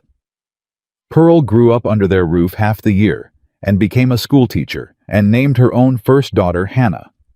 Widows who'd been left with nothing found honest work and fair wages on the Brooks place, and old ranch hands who'd been worked to the bone elsewhere came to finish their years there in dignity. And the little farmhouse that had once barely survived a drought became, just as Nathan had promised on the hill, the warmest home in the whole valley. There was a winter Hannah took in 7 children at once, when influenza swept the lower farms, and left a whole family of cousins with no living parent between them.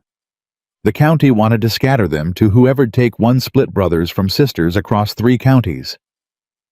Hannah rode to the county seat herself, in her good dress, and stood in front of the same courthouse where Bannister had fallen, and she said, "They'll not be split. I lost my whole family in one winter, and I know what it does to a soul to be left with no one of your own blood. They come to me. All 7. I've got the room and the table and the will, and not one of you is going to part a child from their kin while I'm standing here." And not one of them did.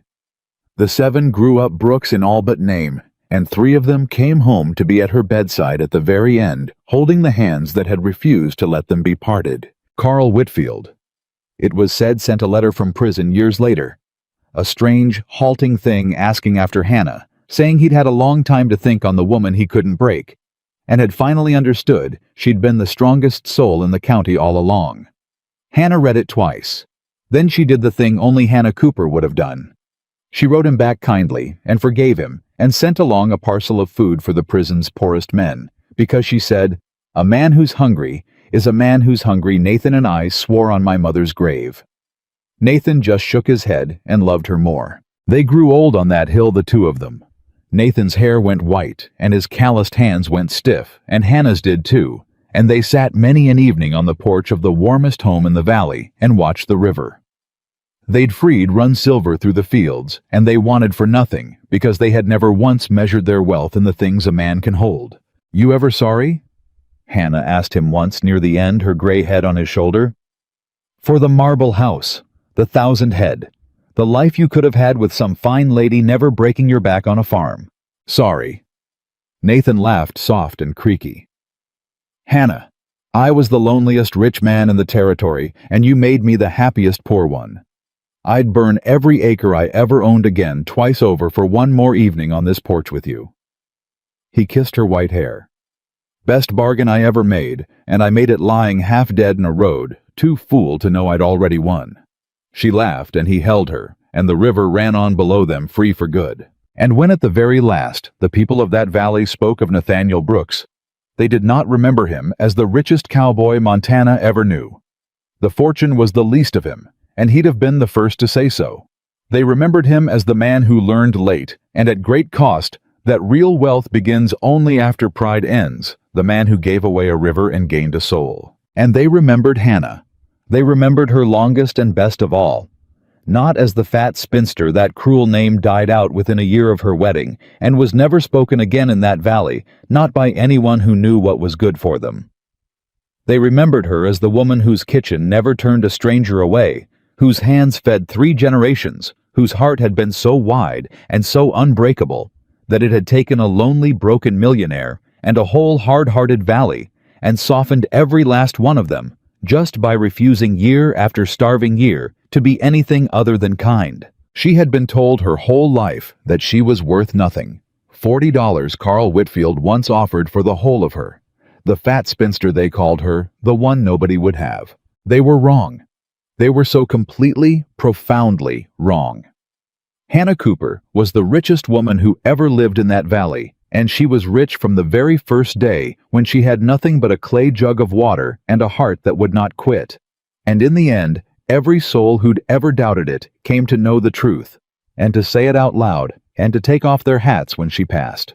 Genuine love cannot be bought. It cannot be forged like a banker's note or bargained for like a parcel of land. It is given freely by those who have learned the hard way what it costs to be left out in the cold, and it is the one fortune in this world that grows larger the more of it you give away. Hannah Cooper knew that truth at 19 alone and starving when no one came. Nathaniel Brooks spent a fortune and crossed the whole West to learn it. And the two of them together on a hill between two ranches with a copper ring beaten from an old horseshoe proved it for good and all and forever to a valley that never forgot the kindest heart is the wealthiest one, and love that asks for nothing is the only love that lasts.